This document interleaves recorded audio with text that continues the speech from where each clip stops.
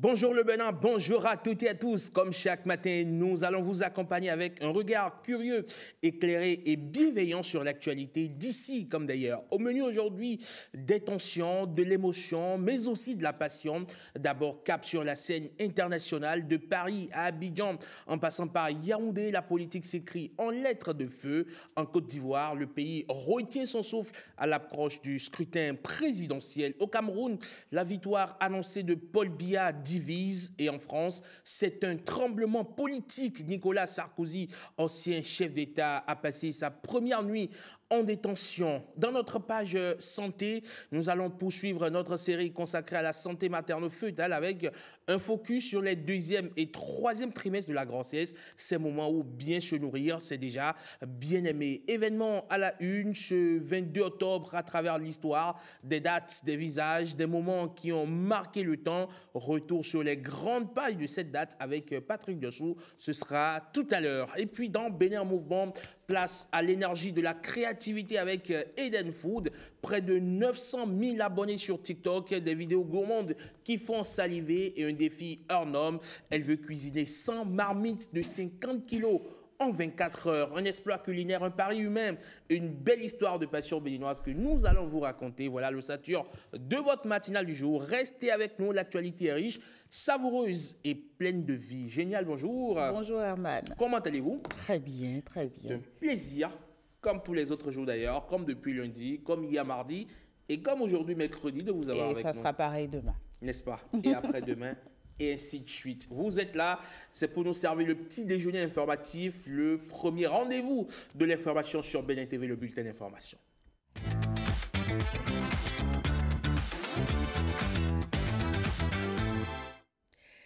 Mesdames, Messieurs, bonjour, très heureuse de vous retrouver. Elle est depuis le début de ce mois d'octobre le symbole parmi d'autres magnificences architecturales de la révolution infrastructurelle en cours au Bénin.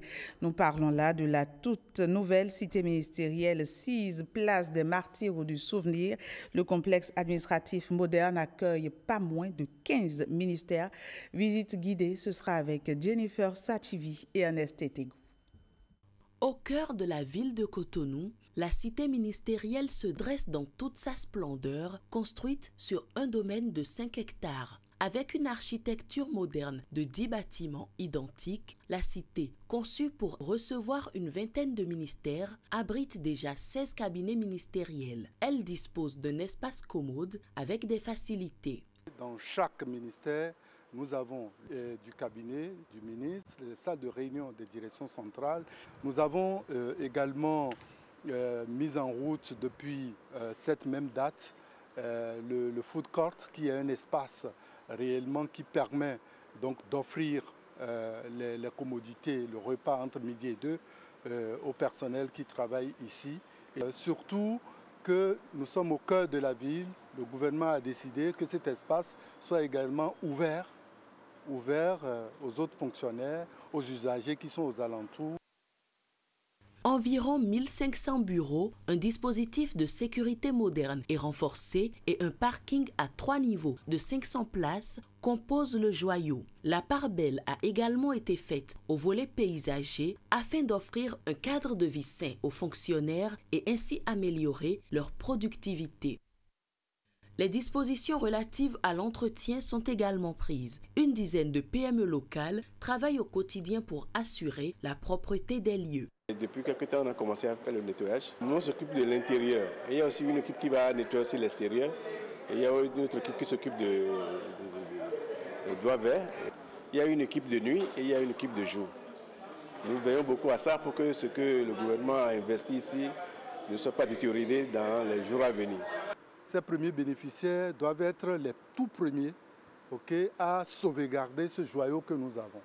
Donc nous appelons leur attention sur la nécessité d'avoir les comportements éco-citoyens responsables pour entretenir, de par leurs gestes, mais aussi avoir présent à l'esprit tout l'investissement qu'il y a derrière, que nous devons sauvegarder tous pour que dans 10 ans, dans 20 ans, dans 30 ans, quand on arrive, on sente, voilà, c'est les bâtiments qui font la signature et la distinction de notre pays. La cité ministérielle fonctionnera en duo avec la cité administrative d'Abomey-Calavi qui ouvrira bientôt ses portes aux agents des services déconcentrés et services techniques des ministères. Magnifique, joyeux. En effet, on vous embarque à présent dans un univers académique très studieux où des étudiants font leur premier pas. Oui, c'est jour de rentrée pour les nouveaux bacheliers de l'École nationale d'économie appliquée et de management. Et pour baliser leur parcours, eh bien, cette école d'élite leur offre une journée d'accueil. Fifam et Salomé Atadidji et Bernard Djokwe. C'est un matin pas comme les autres pour Arafat. Nouvelle bachelière, elle foule pour la première fois le sol de l'université. Elle découvre un nouvel univers. Son premier jour à l'ENEAM marque le début d'une aventure qu'elle espérait depuis longtemps. Je suis très fière d'être là aujourd'hui. J'ai choisi la filière banque et finance. J'ai toujours voulu le faire, c'est donc un rêve qui devient réalité. On la sent motivée. Lorsqu'elle a eu son bac, elle a eu mention bien. Avec son grand frère, on l'a orientée. Autour de la jeune étudiante âgée de 19 ans, de nombreux autres nouveaux étudiants partagent la même émotion. L'École nationale d'économie appliquée et de management leur ouvre ses portes. J'ai choisi l'ENEAM pour mieux me former en informatique, programmation. L'heure est à l'accueil, à l'orientation et à la découverte des règles qui encadrent la vie universitaire. Une étape clé pour poser les bases d'un parcours académique réussi. Nous avons la gestion des ressources humaines. Nous formons également en gestion commerciale. Nous formons en gestion financière et comptable, en gestion des transports et logistique. Vous avez fait un bon choix. C'est pourquoi nous faisons des efforts pour que, au plan de l'efficacité interne, nous continuions à vous délivrer de façon fluide vos actes académiques. Chaque année, on a au moins 50 à 60% des étudiants qui ont eu une bourse professionnelle, c'est-à-dire qu'ils vont faire 3 ans dans les entreprises. Entre orientation, écoute et découverte, cette journée marque le début d'une nouvelle aventure pour ces jeunes bacheliers. L'ENEAM se positionne comme une école d'excellence où ambition et discipline vont de pair. La lecture déserte-t-elle vraiment nos habitudes aujourd'hui face à l'emprise des écrans, ces écrans nombreux qui dictent nos loisirs et captent nos attentions, et ce dès le plus jeune âge? Eh bien, dans cet élément, vous le verrez, bien des enfants et enseignants maintiennent malgré tout un appétit pour les livres. Scientifiques, Kenkpon, Mariano Gankou et Macléode Adam Oussode en ont rencontré dans l'antre de leur passion, les bibliothèques. Ici, tu vois combien de renards? Chaque mot, chaque image ouvre une porte vers un nouvel univers. Après avoir mangé leur beignet, Dans cette bibliothèque, les enfants voyagent sans bouger, guidés par leur imagination, mais surtout par les livres. Je découvre des mots que je n'ai jamais vus et des conseils mortaux. Exemple de conseils? Exemple de conseils comme ne pas désobéir à ses parents. Nani et Nia sont de très amis. Très bons amis. Dans notre bibliothèque, on propose une variété de livres. D'accord, les livres jeunesse, c'est-à-dire des albums jeunesse, des découvertes jeunesse, des bandes dessinées, des romans jeunesse, des livres scolaires. Et là, nous avons aussi la plupart des livres qui sont au programme pour pouvoir aider les enfants à faire leurs exercices et autres. Nous avons aussi la littérature, les romans, contes, poésie, théâtre, dictionnaire et autres. Au-delà de ça, nous avons un rayon qu'on appelle débat contemporain. Nous avons les livres qui ont trait à la décolonisation, à la colonisation, au féminisme, à la métaphysique, à la philosophie, à l'environnement et autres. Déjà, quand tu lis, tu n'es plus dans le même monde que celui qui est à côté de toi d'abord. Et ça permet de se vider. Lire n'est pas qu'un apprentissage, c'est une aventure. Des romans aux bandes dessinées. Tout éveille la curiosité et nourrit la soif d'apprendre et l'envie de comprendre le monde. C'est très important. La lecture, c'est la vie. Et pour les enfants, c'est encore plus important, d'autant plus qu'il faut déjà leur donner le goût de la lecture dès l'enfance. Le livre dans la vie de l'individu, c'est très important. Et pour les enfants qui sont en formation, pour les enfants qu'on éduque, il faut les amener à aimer le livre parce qu'avec le livre, ils vont apprendre la vie. Pourtant, dans un monde dominé par les écrans, il faut parfois redoubler d'imagination pour redonner le goût de lire. Certaines bibliothèques multiplient les clubs de lecture, les heures de conte ou encore les ateliers d'écriture pour stimuler la curiosité des plus jeunes. Les enfants, j'ai une surprise pour vous. C'est quoi? Moi, je m'inscris en faux contre l'idée qu'on fait circuler pour dire que les enfants aujourd'hui ne lisent plus, les jeunes ne lisent plus. Ceux qui ne lisent pas, c'est parce qu'ils n'ont pas accès aux livres. Parce que nous avons constaté, quand ils viennent ici, ils lisent. Peut-être qu'ils ont en tête de faire d'autres activités quand ils viennent ici, mais dès qu'ils arrivent et qu'ils se retrouvent au milieu des livres, vous les voyez tout de suite s'intéresser aux livres. La lecture est une bonne chose et elle nous rapporte beaucoup de choses, beaucoup de découvertes. Dans ces bibliothèques, les enfants écrivent déjà les premières pages de leur avenir, parce qu'un enfant qui lit aujourd'hui sera un adulte capable de penser, d'imaginer et de changer le monde. Et tout commence par une simple histoire. J'aime que d'autres enfants viennent ici pour qu'on soit nombreux. D'accord. La lecture, c'est bien, hein? Oui. Ok. Au revoir. Au revoir. Au revoir. Merci à Saint-Tiche pour ce bel élément. Allez, on vous emmène à présent sur un chantier d'infrastructure routière, celui du bitumage et d'aménagement de la route Djougou, Penko, Kérou, Banikwara. Métronome de la veille politique, le ministre conseiller aux infrastructures est allé fouler le chantier routier. Il était avec Jean-Claude James et Yves Golopessi. Dès les premières minutes de la visite, Jacques Ayadji, un acteur averti du domaine, découvre des imperfections sur le lot 1. La route cotonnière Djougou-Penko-Kérou-Banikwara, c'est un projet de 210 km divisé en 4 lots. Les 3 premiers lots sont confiés à l'entreprise Sino Hydro. Je note des efforts au niveau de l'entreprise, d'ambition de contrôle de tous les acteurs impliqués dans le projet, mais je ne suis pas rassuré sur la qualité des travaux, notamment sur leur durabilité.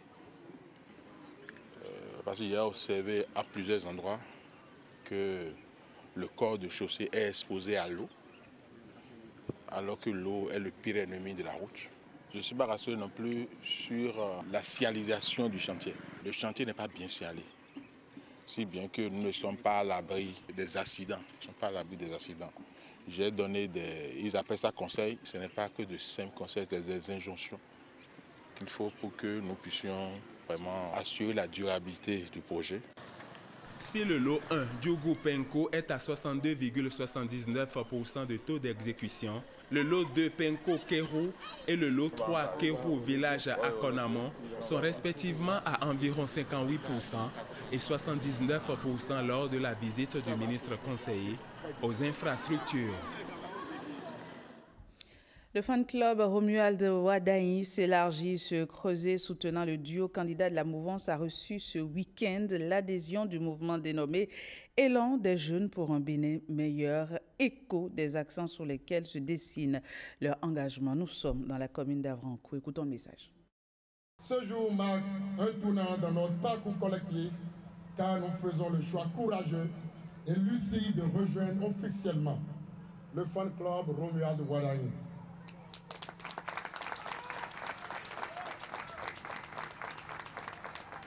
Ce mouvement ayant le même objectif est d'ailleurs un mouvement de valeur, de travail et de patriotisme. Nous proclamons avec enthousiasme notre fusion loyale au fan club Romuald Wadaï.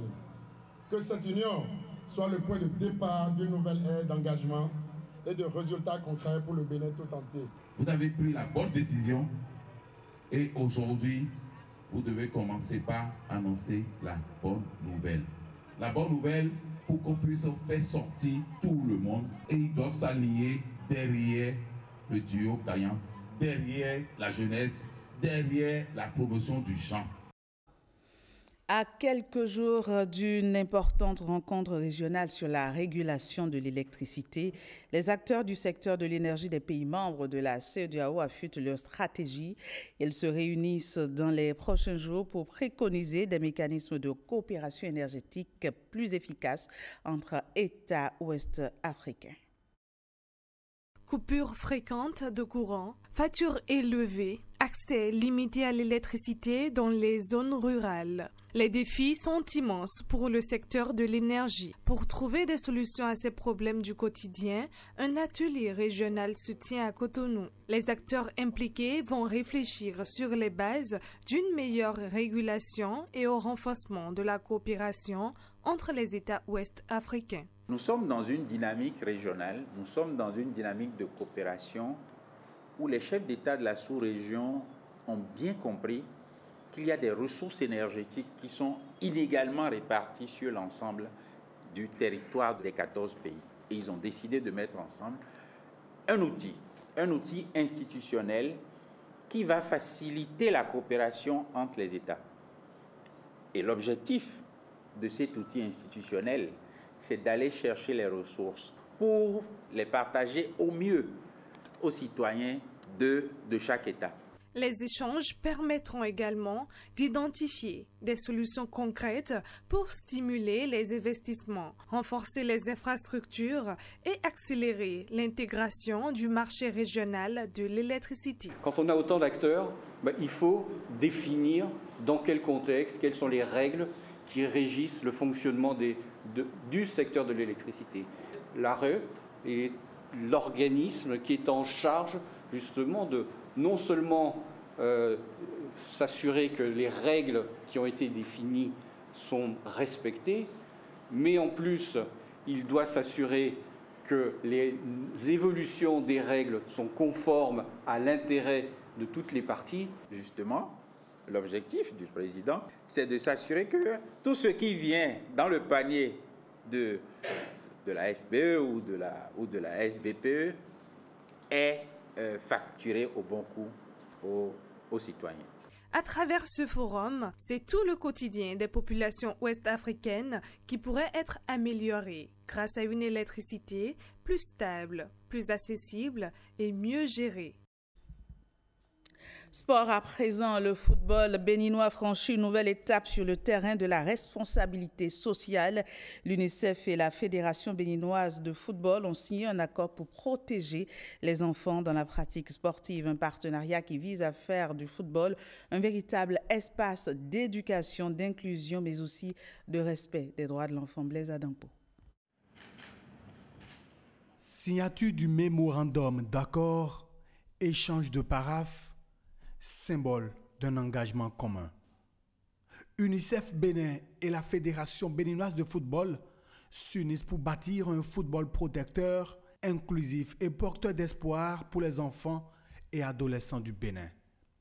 L'accord prévoit la mise en place d'un cadre de sauvegarde de l'enfance dans les centres de formation, la formation des éducateurs et la sensibilisation des familles aux droits des enfants. Objectif: faire du football un espace d'apprentissage sûr et bienveillant. La Fédération béninoise de football dispose de 2 centres de formation déjà en service. L'un à Ndali, dans le département du Bargou, et l'autre à Missérété, dans le département de l'Ouémé. Un centre de formation de football pour les filles est actuellement en construction à Lokossa, dans le département du Mono. À travers ce partenariat entre l'UNICEF et la Fédération béninoise de football, qui vont unir leurs forces pour mettre en place dans les centres de formation un mécanisme de sauvegarde et de protection de l'enfance conforme aux normes internationales et aux exigences de la FIFA. Cet accord signé traduit la volonté de garantir à chaque enfant un cadre sain, respectueux et propice à son épanouissement. Ce partenariat s'inscrit dans la dynamique nationale du sport pour le développement durable. Ensemble, UNICEF, Bénin et la FBF veulent faire du football béninois un exemple d'éducation, de santé et de cohésion sociale. Protection et liberté pour une espèce menacée. Il s'agit des tortues marines.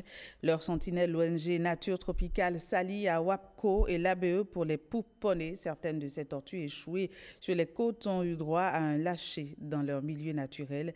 La mer, bien évidemment, c'est un voyage de quelques mètres, mais qui symbolise le retour à la vie sauvage. Héloïse Winato et Bernard Djobé.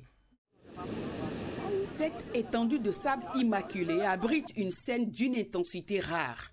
Un geste symbolique en faveur de la biodiversité. C'est l'ultime étape d'un sauvetage de tortues marines. Ces espèces appelées tortues olivâtres retrouvent leur royaume ancestral, l'immensité azur des océans. Recueillies après avoir échoué sur nos côtes et protégées avec dévouement, chacune de ces sentinelles des mers pèse entre 45 et 50 kg. Nous avons eu en live des tortues qui sont venues pondre et qui n'ont pas été victimes de massacre.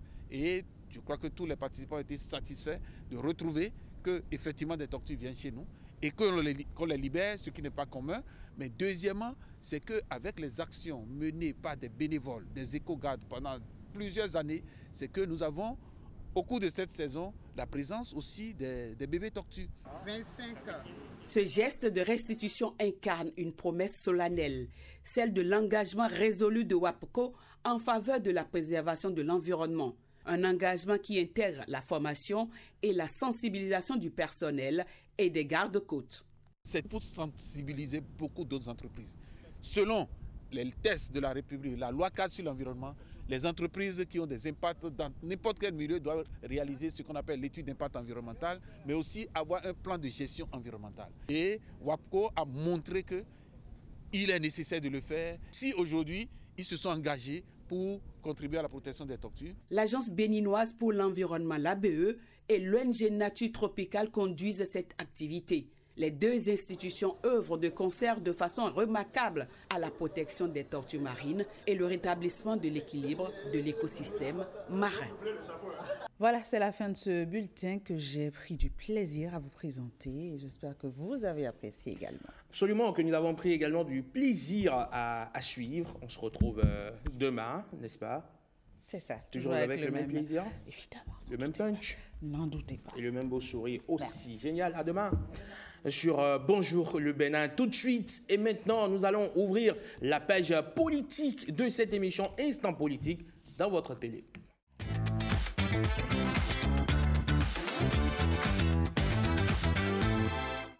De Paris à Abidjan, en passant par Yaoundé, l'actualité politique s'écrit sous tension.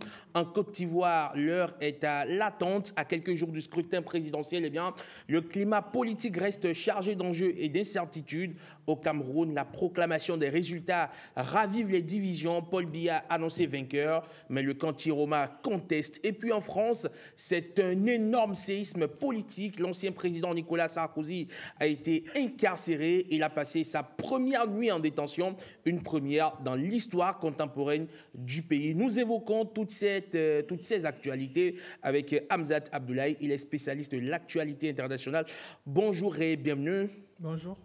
Merci d'avoir répondu à notre invitation. C'est un plaisir de vous avoir sur ce plateau. Nous allons nous intéresser à la situation en Côte d'Ivoire. Dans 3 jours seulement, les Ivoiriens iront aux urnes et Bénin TV a dépêché sur place un envoyé spécial, Marcel Arrosé-vous, trouvé en ce moment même à Abidjan. Bonjour.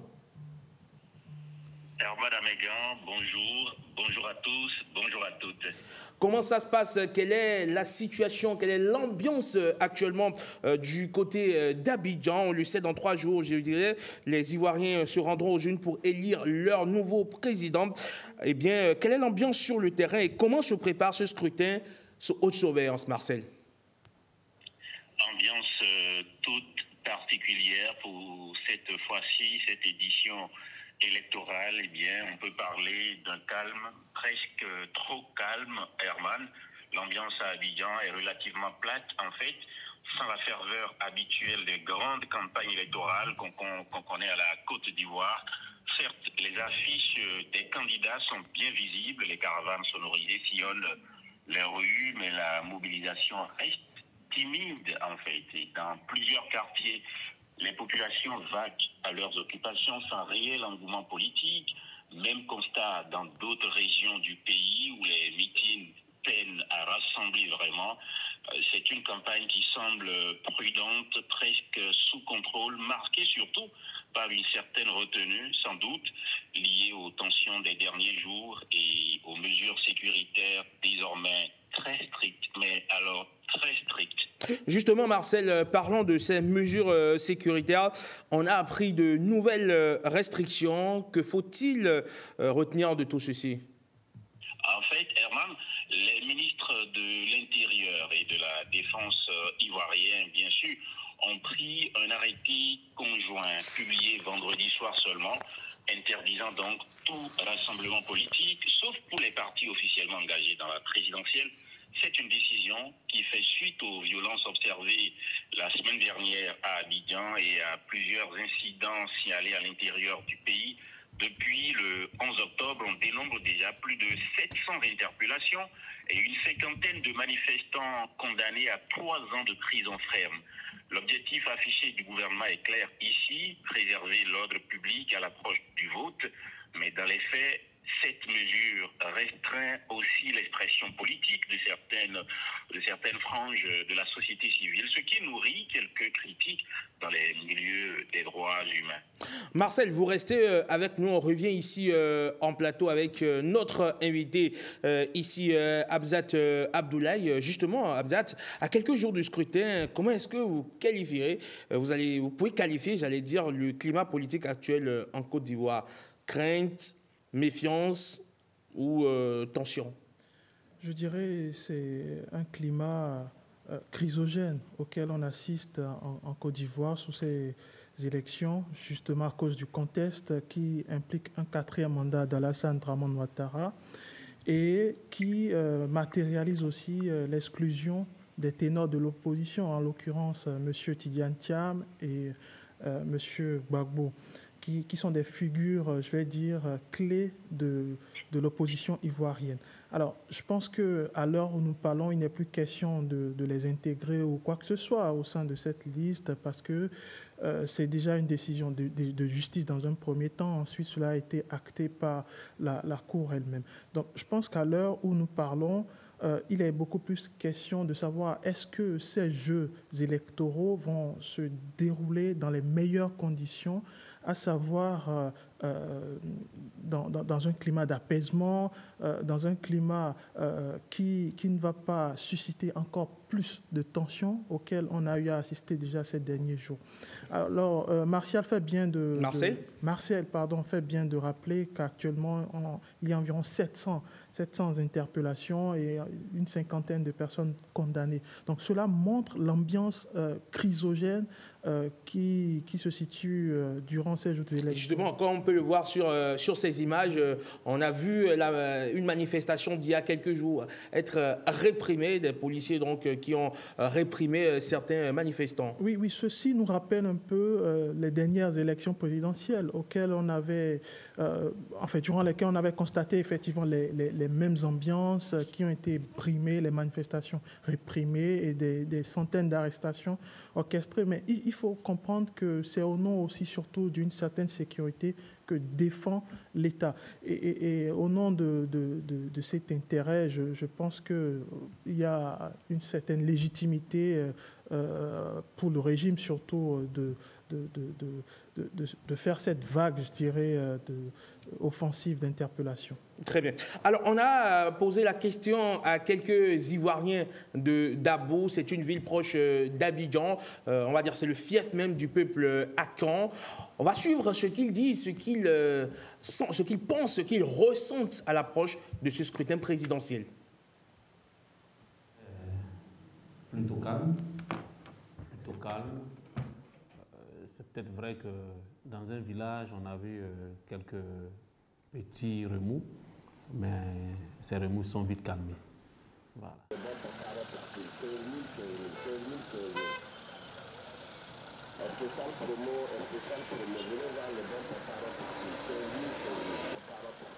Non, vraiment, il y a eu des violences, mais ce n'est pas le souhait de quelqu'un, la violence. Donc, on ne pense pas que ça se reproduise, les violences, que Dieu nous éloigne de ça. et que le pays roule et que le pays soit béni. Bon, je suis ivoirienne. Je dois voter dans mon pays pour que la paix règne, c'est tout. J'espère que les parents vont comprendre que ce n'est pas par là qui arrange les trucs. On fait doucement, c'est ça qui est bon. S'il y a l'attente, il n'y a rien de tel. C'est ce que je souhaite pour la Côte d'Ivoire. Comme je disais, l'atmosphère est un peu tendue au niveau de Dabou. On ne sent pas vraiment l'élection présidentielle approcher. Bon, effectivement, les gens ont peur de venir visiter à cause des élections qui se passent. Il faut que ça passe d'abord pour que les gens ont peur au fait de quitter très loin, venir visiter. Voilà, c'est ça au fait. Que présentement là, à part le mois passé, jusqu'à ce mois, pas de visiteurs. On ne reçoit pas du tout. Pour cette élection, la jeunesse souhaiterait qu'on va aux élections en paix. Que tout le monde soit libre de parler ce qu'il pense. Parce que la Côte d'Ivoire, c'est pour nous tous.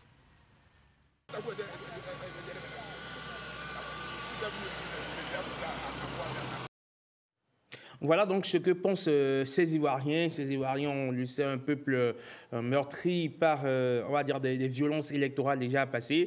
Et donc tout le monde s'accorde à dire désormais plus jamais ça en Côte d'Ivoire. Marcel Arrossi, sur le plan institutionnel, la CEDEAO, j'allais dire, reste très active. Quelle est la teneur de sa mission sur le terrain en ce moment?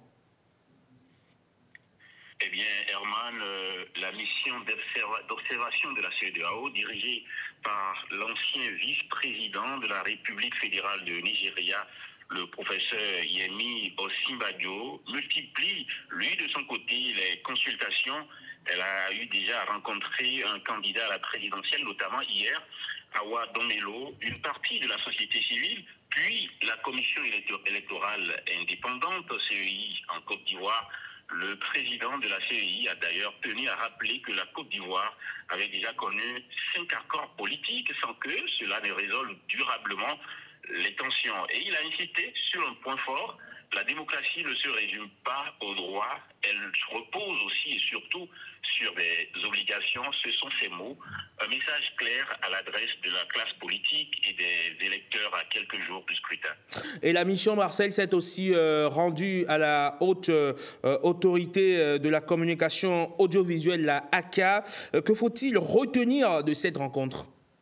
Effectivement, vous faites bien de le mentionner. La ACA a reçu 2 délégations, celle de la CEDEAO et une autre du Conseil de l'Entente. Le président René Bourgoin a présenté les mesures prises pour garantir une équité de traitement entre les 5 candidats dans les médias audiovisuels. Et là, je m'arrête pour vous dire que j'ai pu voir aux côtés de ce président de la ACA, le président de notre haute autorité de l'audiovisuel de la communication, M. Édouard Loko, avec qui j'ai échangé également quelques mots sur son appréciation du déroulement du processus ici en Côte d'Ivoire. Et revenant à ce que je disais, le président René Bourgoin est donc président de la haute autorité de la communication audiovisuelle ici en Côte d'Ivoire, a évoqué également 8 décisions majeures couvrant aussi bien les médias publics que privés, les plateformes en ligne et même les réseaux sociaux. Un fait inédit: les temps d'antenne sur la chaîne publique, par exemple, sont désormais répartis par tirage au sort. C'est ce mécanisme qui détermine en fait l'ordre de diffusion des clips de campagne et des passages des candidats dans une émission sur la chaîne nationale. L'objectif affiché à ce niveau, c'est de préserver la crédibilité du processus électoral et la confiance du public dans les médias, tout simplement. Alors, Hamzat, le passé électoral, je le disais il y a peu, de la Côte d'Ivoire, est marqué par des crises post-électorales. Est-ce qu'on a l'impression que ce passé-là continue de peser sur le pays? Absolument. Je pense que si on écoute les intervenants précédents, les Ivoiriens sur le terrain, il y a cette mémoire collective qui a marqué les Ivoiriens de part et d'autre. Et je pense qu'au nom justement de cette mémoire, il y a une sorte de maturité auquel le peuple ivoirien désormais a accédé. Et je trouve aussi dans le même sens que, au nom de cette maturité, certains partis politiques, certains militants appellent à l'apaisement. Je pense que même si dans toutes les têtes, il y a surtout ce fantôme d'une crise électorale qui pèse, fondamentalement, il y a une sorte de maturité, en tout cas, qui pousse les Ivoiriens à se dire attention, il faudrait cultiver la paix et surtout le dialogue pendant cette fête électorale. Comment est-ce que vous évaluez la posture du pouvoir en place face à l'opposition et celle des institutions chargées de garantir la transparence du scrutin, notamment le Conseil constitutionnel, la cellule chargée d'organiser les élections, l'équivalent de la Sénat donc, en Côte d'Ivoire? Comment est-ce que vous interprétez tout ceci? Non, il faut dire une chose, c'est que les institutions fonctionnent très bien en Côte d'Ivoire et c'est peut-être ça le plus grand avantage, contrairement aux années précédentes, c'est-à-dire vous avez les institutions dédiées à l'organisation du scrutin électoral qui fonctionnent très bien et qui ne souffrent pas d'insuffisance, pour l'instant en tout cas. Et je pense que c'est le plus gros avantage de la Côte d'Ivoire actuellement en ce qui concerne ces élections. La deuxième chose à ce niveau, je pense que les partis politiques, et je suis d'accord là-dessus, ont un rôle important pour que cela ne dégénère pas, important pour qu'on ne passe pas dans l'autre côté sombre de l'histoire auquel on avait déjà assisté il y a quelques années en Côte d'Ivoire. Et c'est là le point le plus important, c'est-à-dire les partis ont un devoir fondamental pour consolider la paix en Côte d'Ivoire. Bien sûr, aujourd'hui, la 4e candidature d'Alassane Dramane Ouattara, le 4e mandat, comme on le dit, je pense que ça a beaucoup fait couler d'encre et de salive, mais la maturité ivoirienne doit être au-dessus et les institutions jouent également ce rôle pérenne pour assurer la stabilité et surtout une continuité au niveau fonctionnel. Comment est-ce que vous appréciez la posture de l'opposition? On a vu Jean-Louis Billon... Je séquence l'opposition en deux parties. Il y a une opposition assez véhémente qui continue de s'exprimer sur les médias en disant non à un 4e mandat, en tapant sur tous les points. Mais il y a aussi une autre opposition, l'opposition qui participe à ces élections, qui veut d'une certaine façon battre Alassane Ouattara dans les urnes, mais ça risque d'être plus complexe parce que l'opposition n'a vraiment pas eu le temps pour s'unir autour d'un programme commun, pour s'unir autour d'un candidat commun. Et ça va jouer certainement durant ces élections. Et moi, je pense fondamentalement que l'opposition véhémente doit peut-être savoir raison garder au nom de l'intérêt général et justement pour que la Côte d'Ivoire ne bascule pas dans les travers sombres de son histoire. Alors Marcel Arros, il y a 3 jours du scrutin présidentiel. Comment résumerait-on l'atmosphère globale et que peut-on attendre de la suite jusqu'au vote? Herman, je dirais que la Côte d'Ivoire vit un moment suspendu, une campagne sans ferveur, je l'avais dit, une capitale calme mais sous tension quand même, un dispositif sécuritaire renforcé et une diplomatie régionale en alerte. Tout se joue désormais dans le contrôle et la prudence à l'approche d'un scrutin qui, même sans effervescence visible, demeure très sensible.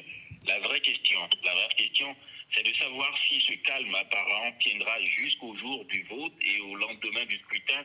Les prochaines 72 heures seront décisives, mais très décisives. Ce que tout le monde souhaite ici, c'est que le jour du vote se déroule dans le calme et que la participation soit forte et que les résultats aussi provisoires, les résultats soient acceptés sans contestation majeure.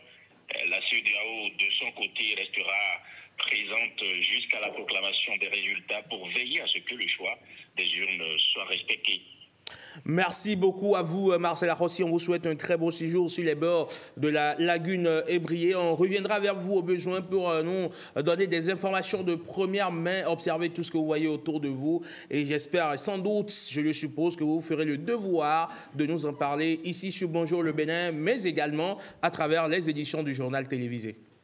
Les bords de la lagune Ébrié que vous aimez beaucoup, que vous appréciez tant. Merci très cher Herman, merci à toute la team de la matinale, toujours aussi dynamique et inspirante dès les premières heures du jour, un clin d'œil spécial, particulier à notre réalisatrice, véritable chef d'orchestre de cette pour Éveil en Images. Hâte de vous retrouver très bientôt sur le plateau. Prenez soin de vous et continuez à mettre du soleil dans nos matins. Merci beaucoup Marcel Arrosé pour ce très beau message. Vous passez une excellente journée. On revient ici sur le plateau pour boucler ce sujet sur la Côte d'Ivoire et nous intéresser à présent au Cameroun. Là, le scrutin présidentiel s'est déjà déroulé. On est l'annonce des résultats. Le président sortant, Paul Biya, est annoncé vainqueur. Pendant ce temps, le principal candidat de l'opposition, Issa Tiroma Bakari, lui également réclame la victoire. Le Cameroun semble revivre un scénario Hamzat déjà connu, un président sortant réélu, une opposition qui dénonce. Qu'est-ce que cela révèle de la nature du régime camerounais aujourd'hui? Je pense que le régime camerounais, c'est tout de même un régime qui intéresse, parce que la longévité de M. Paul Biya qui pose parfois problème à l'opposition. Mais surtout dans ce contexte électoral, je pense que Paul Biya avait tout de même un bilan à son actif qu'il a défendu durant ses campagnes électorales. Et surtout, il a réussi à dominer l'échiquier politique à travers un jeu stratégique d'alliances clés qui s'est observé durant ces 5-10 dernières années. La deuxième chose à ce niveau, je pense que Paul Biya, on ne le dira jamais assez, c'est un animal politique qui tout de même a mis en avant une stratégie qui consiste surtout à dominer l'échiquier politique à travers des propositions pérennes, surtout vis-à-vis de certains postes clés. Et je pense que c'est là où l'opposition n'a pas réussi véritablement à s'adapter, parce que l'opposition n'a pas su trouver les stratégies qui pourraient peut-être contrer Paul Biya sur le terrain. Et je pense qu'aujourd'hui, M. Issa Tiroma ne pourrait que s'en prendre à lui-même, parce qu'il n'a déjà pas eu suffisamment de temps pour qu'il y ait une sorte pour qu'il y ait une sorte de voix unique autour de sa candidature. Et je pense qu'aujourd'hui, les 53% de M. Biya se justifient. Alors, comment est-ce qu'on explique qu'après plus de 4 décennies au pouvoir, Paul Biya continue, on va dire, de jouir presque de cette confiance du peuple camerounais, malgré les contestations récurrentes? Oui, déjà, Paul Biya, il a réussi à conquérir les grands électeurs au Cameroun. Ensuite, c'est la personne clé qui a réussi surtout à régler les différends entre les conflits, durant les conflits régionaux qu'on a eu à situer à travers le temps. Donc, je pense fondamentalement que Paul Biya a à son actif des bilans positifs. C'est vrai que son âge pose problème, c'est vrai que son éternité aussi pose problème, mais aujourd'hui, la question est de savoir, est-ce qu'il y a véritablement une figure politique capable de fédérer tous les Camerounais, du nord au sud?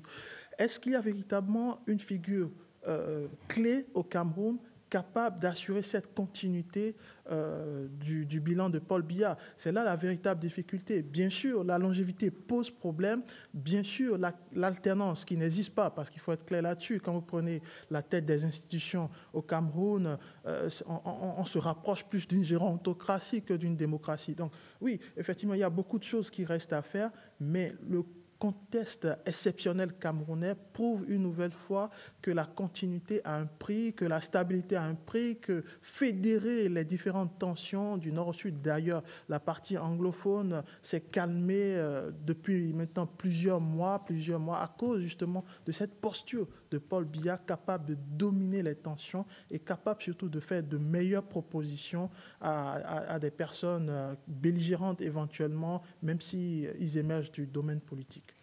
Alors, selon plusieurs observateurs, le RDPC serait tombé à l'issue de ce scrutin, que tout ceci n'est que manœuvre pour, une fois encore, selon leurs propos, tripatouiller les résultats. Et c'est d'ailleurs la posture du camp Tiroma.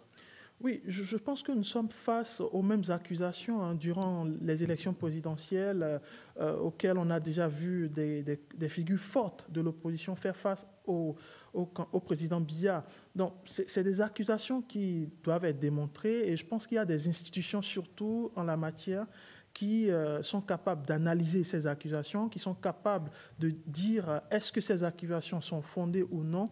Et durant surtout ce jeu électoral, il est important de faire confiance aux institutions qui ont la légitimité et la légalité de se prononcer sur ce genre de choses. La deuxième chose, je pense que l'opposition est une opposition frustrée aussi. Je vous l'avais dit tantôt, l'opposition n'a pas eu le temps suffisant pour s'organiser autour d'une voie commune. C'est vrai qu'Issa Diomaye a émergé, mais son passé lui revient aussi à la figure. Il a fait ses classes politiques avec M. Biya. Il a mangé, comme on le dit au Cameroun, dans la cuillère de la famille présidentielle. Et aujourd'hui, je pense que cela lui retombe à la figure. Mais bon, on parle d'ambition politique, on parle de projet politique. Moi, je pense que la proposition politique d'Issa Diomaye, fondamentalement, ne révèle pas quelque chose... Mais pourtant, le président Paul Biya, nouvellement élu, lui propose le poste de Premier ministre. C'est assez surprenant. Vous reconnaissez le stratège politique dont je parlais. Paul Biya, ce n'est pas qu'un chef d'État éternel. C'est aussi un stratège politique qui a réussi à dominer les grands électeurs. Je le soulignais dans mon introduction. C'est-à-dire, Paul Biya, ce n'est pas qu'un chef d'État, ce n'est pas que sa longévité, mais c'est aussi un stratège politique qui maîtrise les enjeux politiques au Cameroun.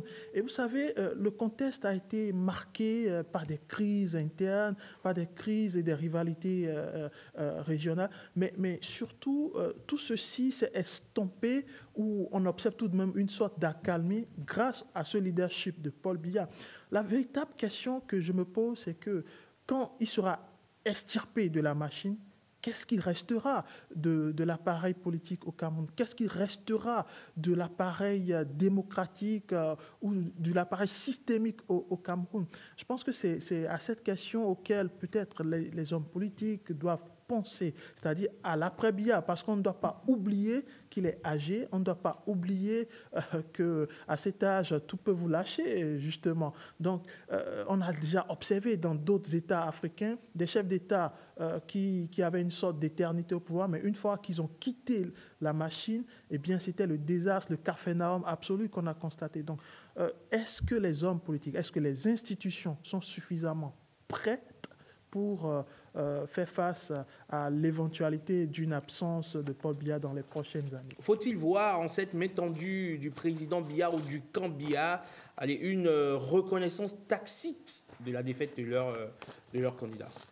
Alors, je ne pense pas que c'est le rôle du camp présidentiel de reconnaître ou de reconnaître si le camp en face a bien échoué ou a mal mené sa campagne. En tout cas, les résultats sont là. Et si on s'en tient qu'aux résultats, et si on s'en tient surtout à la posture de Paul Biya, qui joue beaucoup plus ce rôle de stratège politique, capable de mettre à ses côtés même ses rivaux, je pense qu'on est en plein dedans. C'est-à-dire c'est un homme qui a une sorte de vision et qui veut surtout jouer sur la carte de l'apaisement. Ça, on peut le comprendre. La deuxième chose, à ce niveau, je pense que nous sommes beaucoup loin du plébiscite des élections présidentielles précédentes. Et je pense que ça aussi, ça a un sens. Quand vous remportez des élections avec cette majorité de 53% que moi j'appelle majorité relative, vous êtes obligé parfois de composer avec les forces politiques qui existent, parce que M. Issa Diomaye, c'est minimum une trentaine de pourcentages durant ces élections. Et ça a un sens. Ça a un sens politique, ça a un sens sur l'échiquier politique qui n'est pas à négliger. Et je pense que M. Biya joue donc cette case de l'apaisement politique, mais aussi cette case de la stratégie politique pour pouvoir faire taire les égos politiques ou même les frustrations qui peuvent dégénérer, on l'a déjà constaté par le passé, en des crises politiques, voire même des crises sociales. Hamzat, on prend la direction de l'Hexagone pour clore ces échanges où Nicolas Sarkozy a passé sa première nuit en détention, incarcération d'un ancien président français. C'est un fait inédit. Quelle lecture vous faites de cet événement sur le plan institutionnel et sur le plan symbolique? Bien sûr, sur le plan symbolique, je pense que c'est un choc pour la Ve République, pour les férules de cette Ve République qui matérialise la posture d'un ancien chef d'État comme étant une posture institutionnelle. Donc c'est un coup pour cette Ve République. Mais derrière, il y a eu un travail judiciaire, il y a l'appareil de la justice qui est allé au bout de la procédure. Et je pense qu'il faut aussi respecter les décisions de la justice. Alors, un ancien chef d'État, avant tout, c'est un citoyen. C'est un citoyen qui doit non seulement avoir des droits, mais aussi des devoirs. Et s'il échoue à ses devoirs, eh bien, l'appareil de la justice fait son travail. Donc, ici, on parle d'une accusation liée à une association de malfaiteurs. Donc, les faits sont là. Il a passé sa première nuit à la prison de la Santé sous protection policière, ce qui est aussi une première. Mais on doit comprendre surtout que Nicolas Sarkozy, ce n'est pas qu'un simple citoyen français. C'est un ancien chef d'État, mais qui a aussi fait énormément pour la République. Donc, je pense que cette affaire pourrait avoir des retombées. Alors, c'était y voir une justice exemplaire, d'autres un acharnement politique. Où se situe la vérité, selon vous? Alors, acharnement politique, moi, je ne dirais pas, parce que s'il faut parler d'acharnement politique, il faut parler d'un poids conséquent. C'est vrai que M. Sarkozy est issu d'une droite, mais d'une droite qui est affaiblie aujourd'hui sur tous les plans. Quand vous prenez la présence des LR au sein du Parlement, ça se limite à quelques députés. Donc ça prend son sens. Alors, un acharnement politique vis-à-vis de quoi? Vis-à-vis de quel objectif? Moi, je ne pense pas. Je pense que c'est une procédure qui a commencé même sous le président Hollande et qui a pris le temps que ça devait prendre pour aboutir à cette décision de justice. Donc, évidemment, quand vous êtes issu de la droite et surtout quand vous défendez certaines valeurs de la Ve République, de cette Ve République qui sacralise en quelque sorte le rôle d'un ancien président, effectivement, vous pouvez trouver des arguments, vous pouvez trouver une posture pour défendre votre position et justement, c'est ce qui s'entend. Mais je pense qu'il faut surtout considérer un fait important. Une décision de justice, ça suit une procédure. Il y a eu des juges d'instruction, il y a eu toute une procédure qui s'est déroulée durant plusieurs mois et c'est son aboutissement.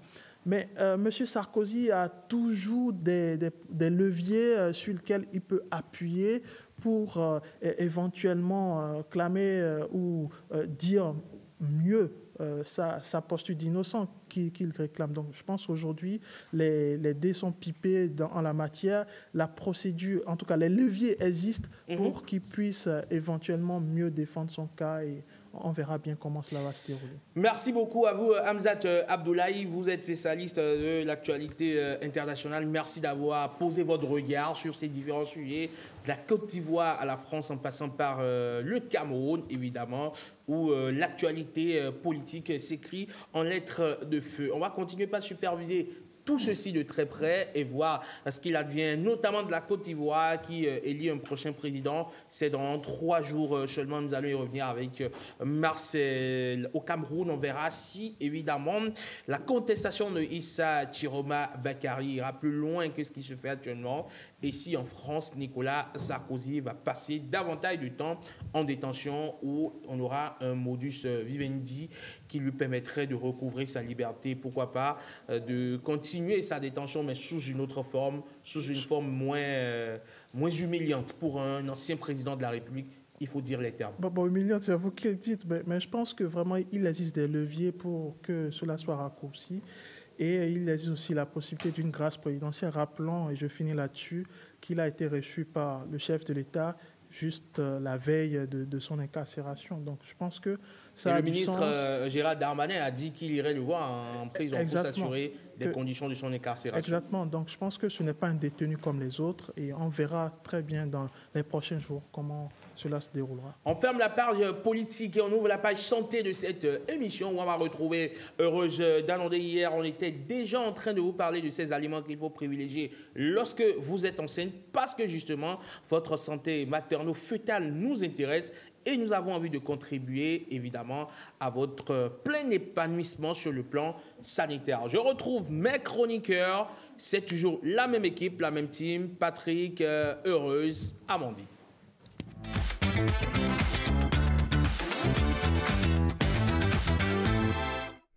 Ce matin, nous continuons de parler santé materno-fœtale avec un focus sur les deuxième et troisième trimestres de la grossesse. Ces moments décisifs où bien se nourrir, c'est déjà bien aimé. Et c'est avec heureuse d'annoncer Madame Santé sur Bonjour le Bénin que nous faisons l'exercice. Elle s'est faite le devoir de venir sur le plateau aujourd'hui avec des aliments. Hier, on était dans l'abstrait. Aujourd'hui, nous serons dans du concret. Je vais pouvoir croquer dans la pomme qui est devant moi. Est-ce que vous permettez? Je peux croquer déjà. Heureuse, bonjour. Bonjour, Herman. J'ai laissé les lingettes de l'autre côté pour vous pomme permettre de...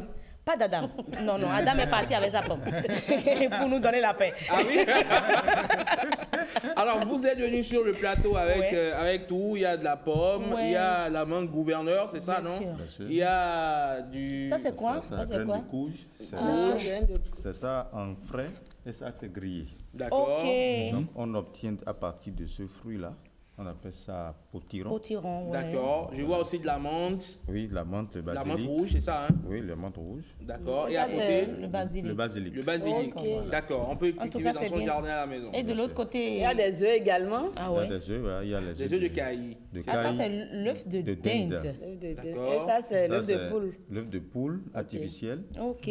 Voilà. Artificiel, carrément. Quelle précision. Et dans les boîtes, là? Ça, c'est le cacao. Ok. Ah ouais, oui, ça, la couleur montre déjà que c'est du cacao.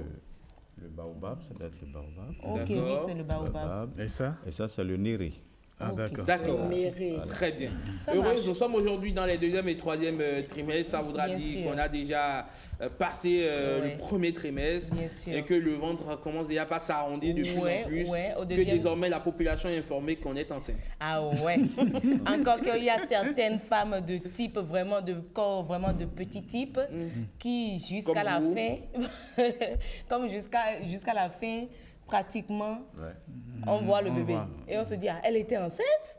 Et il y a ça. Comme il y a d'autres aussi, après 2 mois, oui, elles sont dégoûtées. J'en connais, j'ai eu des dames qui se sont plaintes, hein, franchement, de leur grossesse. Je dis, non, attends, non, ça doit être une célébration. Un bon moment. Oui, mais lorsque vous avez le ventre arrondi... Oui, le visage déformé, les oreilles rallongées. Et puis, bon, franchement...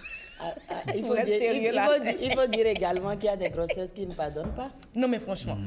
Vous voyez, la personne, on vous montre son avant et son après. pendant la grossesse. Non, son pendant la grossesse déjà, franchement... Mais selon les astuces de grand-mère, il paraît que même déjà le changement du corps démontre du type de sexe. Souvent, les garçons arrivent à donner un joli visage, une beauté à la maman. Ah bon? Mais les filles... Ah bon? Vous êtes sûr de ce que vous avancez là, Heureuse? Bon, il y a eu des preuves en tout cas. Des astuces de grand-mère. Oui, mais on a vu quand même Heureuse à l'œuvre. Elle a eu à faire des garçons et des filles. Vous avez pensé qu'il y a un changement? Non, il n'y a pas eu de changement. Elle est restée toujours aussi rayonnante. N'est-ce pas? Bien sûr. Merci, Amandine. Toujours aussi heureuse. Et vous connaissez, toujours aussi heureuse. Vous connaissez le principe. Quand on commence pas à voir des robes évasées, de type évasé. Ne revenez pas ce matin. Traverser les couloirs de la rédaction, on se dit heureuse. Attention. Bon, nous sommes en plein dans la rubrique santé. Nous sommes en instant. Quand son sac vient, vous me permettez de dérouler ma rubrique.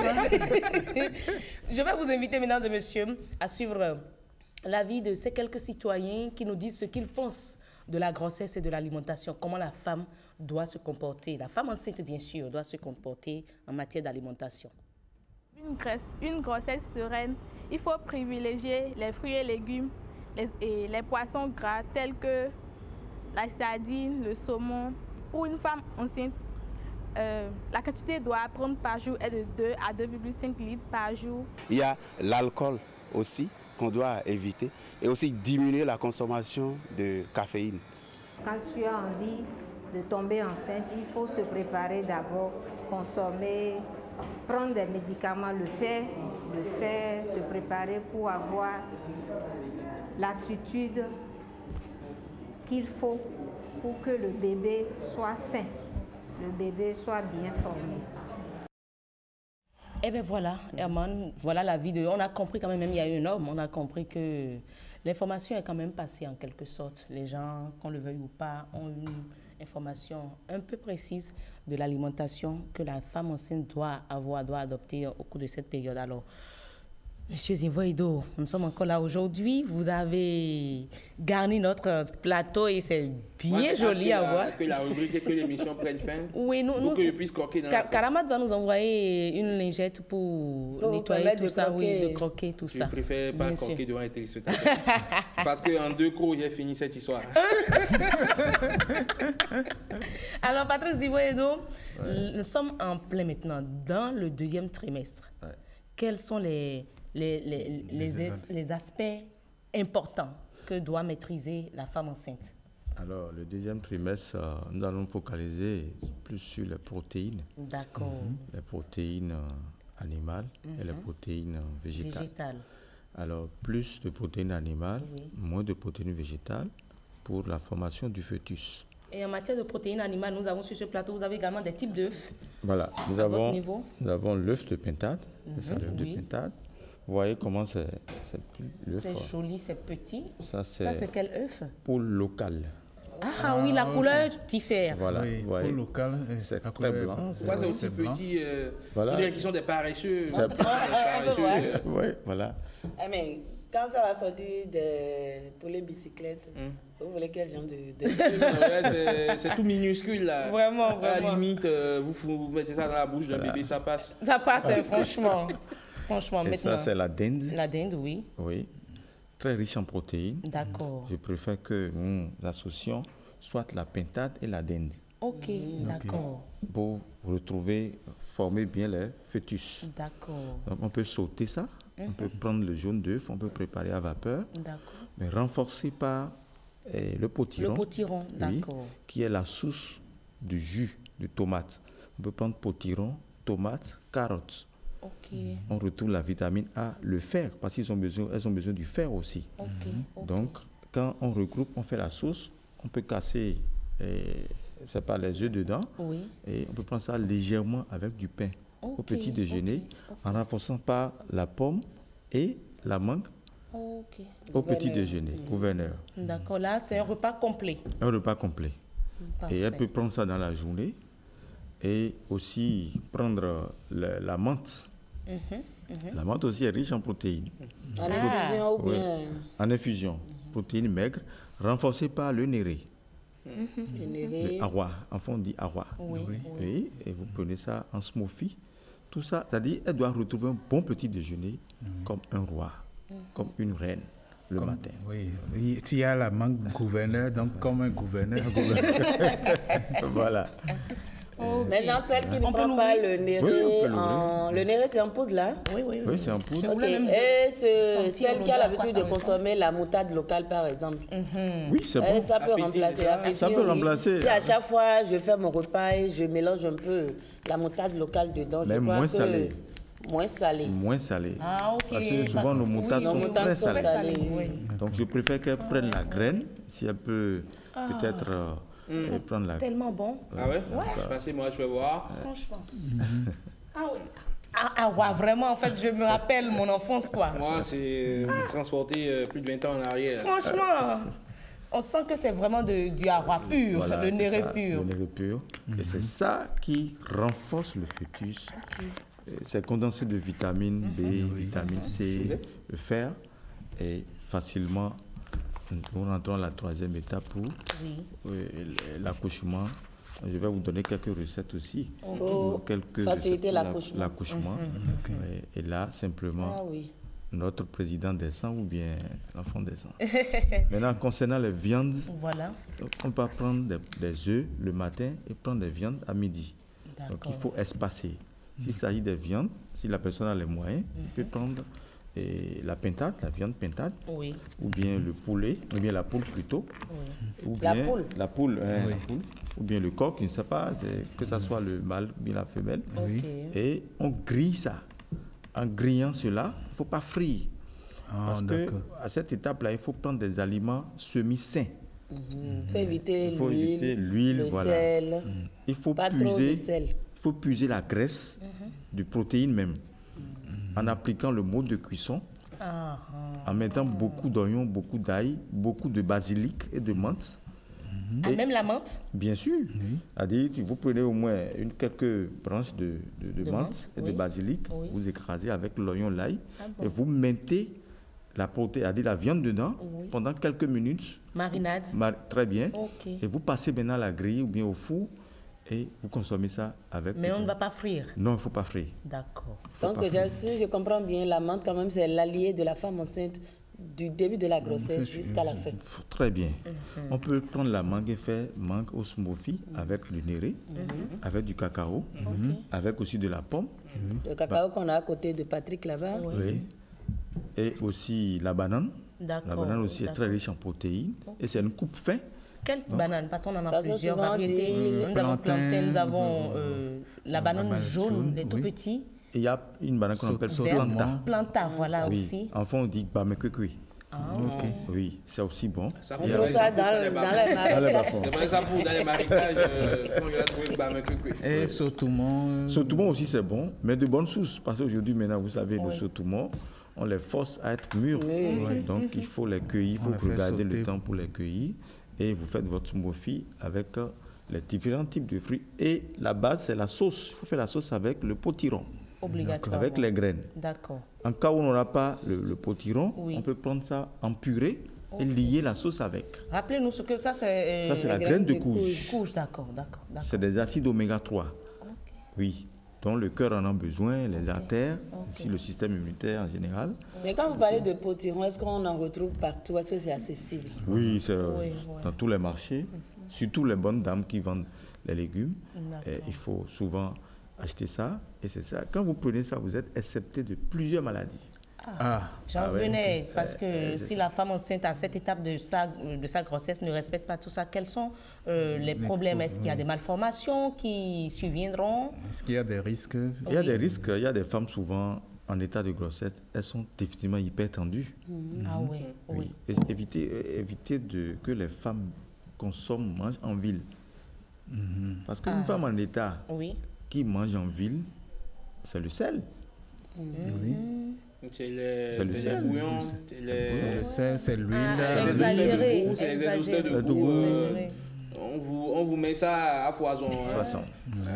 J'ai surpris certaines personnes juste pour assaisonner une viande d'1 kilo. On en fout 3, 4, 5. Voilà. Ça, c'est pas mieux. Ce qu'on nous voyons sur les réseaux sociaux, c'est carrément tout un paquet qu'on déverse dans une sauce de 2 ou 3 personnes. Franchement, c'est incroyable ce qui se passe aujourd'hui avec les ajusteurs de goût. Donc, vous verrez des jeunes filles qui prennent, vous connaissez bien certains aliments, déjà pré-cuits en fast-food, avec des boissons gazéfiées, alors que ça fait partie des aliments interdits. Parce que plus tu consommes des aliments gazéfiés, quand tu vas à l'hôpital, le médecin doit te prescrire des médicaments, rien que d'ordonnance. Tu reprends les mêmes erreurs, tu prends les médicaments, tu n'as pas de solution. Parce que tu n'as pas une discipline alimentaire. Tu n'as pas discipliné ce que tu manges, ton petit déjeuner est raté, et tu peux manger peut-être à 11h midi ce que tu veux. Il y a un déséquilibre. L'enfant ne reçoit pas du bien. Il faut que l'enfant reçoive certaines vitamines et à ça descendre, l'intelligence s'installe et rapidement on trouve les solutions pour qu'on sente que oui, cet enfant, depuis la grossesse, sa maman a respecté les 3 étapes. Mais il y a de ces femmes enceintes qui, hier, me disaient, l'œuf de caille, moi, c'est un peu comme mon envie de grossesse. En période de grossesse, elle casse ça et puis elle avale. C'est très bon. C'est très bon. L'œuf de caille, ça a trop de merveilles. En fait, le bébé sait déjà ce dont il a besoin. Cru. L'enfant reçoit, l'enfant capte rapidement tous les minéraux et les vitamines, toutes les vitamines. Quand on prend ça cru. Bon, d'autres auront des allergies, le vomissement. Mais pour renforcer cela, on peut battre un peu avec du miel. Et vous mettez légèrement le basilic dedans, parce que le basilic, lui, il est là pour le goût. Pour atténuer le vomissement, tout ce qui fait, et rapidement vous absorbez et vous bénéficiez des vitamines. Parce que ça contient de la vitamine D. Et c'est un animal qui est purement diététique, la caille. Observez bien la caille. Elle ne consomme vraiment un petit truc en main là. Elle veut tenir dans une main. Donc il faut observer ce que l'animal mange pour bénéficier de ça. Naturellement. Mais nous, on est En sens contraire, aujourd'hui, vous voyez, quand je prends l'œuf là, l'œuf artificiel. Oui.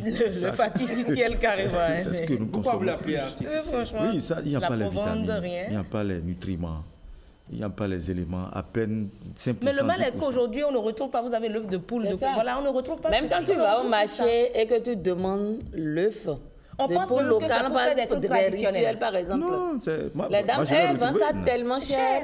Par ça, là, on ne retrouve pas ça. Par exemple, le plateau, tu ne vas pas retrouver. On veut te vendre ça, c'est à peine 2, c'est à peine 3. La plupart du temps, ce sont pour les tradithérapeutes. C'est ça, et tout le monde n'en vend pas.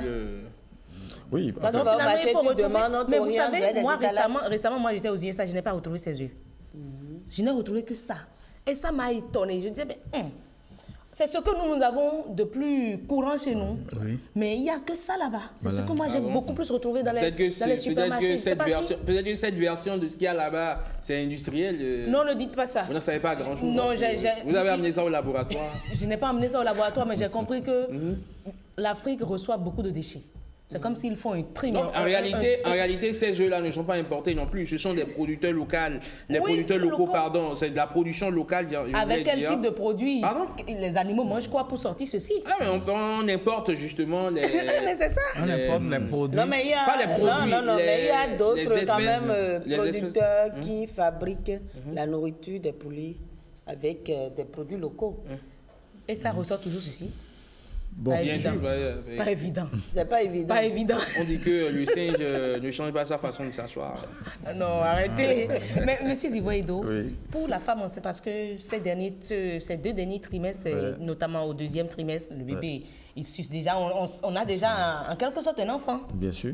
Qui est en train d'être formé, la tête se forme, les poils, il suce le doigt. Il paraît même qu'il fait le hockey. Dans le ventre. Dans le ventre de la maman. Cette dame qui a cet enfant qui est en pleine croissance, comment doit-elle comporter concrètement pour éviter les fausses couches?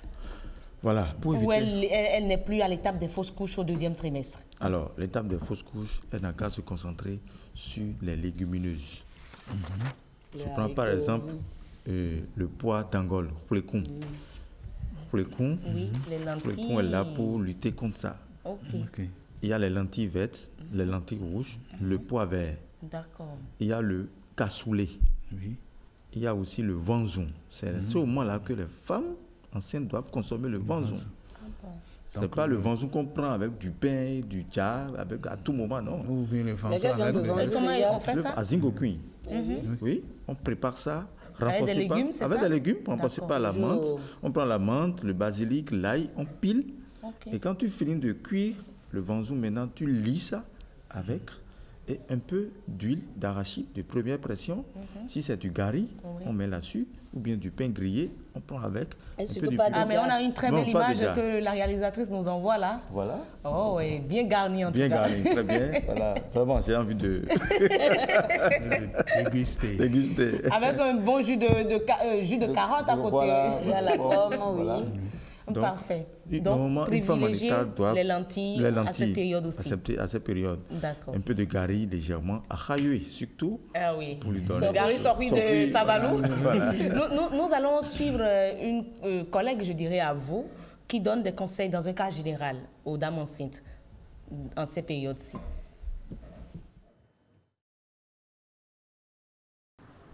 En tant que femme enceinte, on doit avoir des bonnes habitudes alimentaires.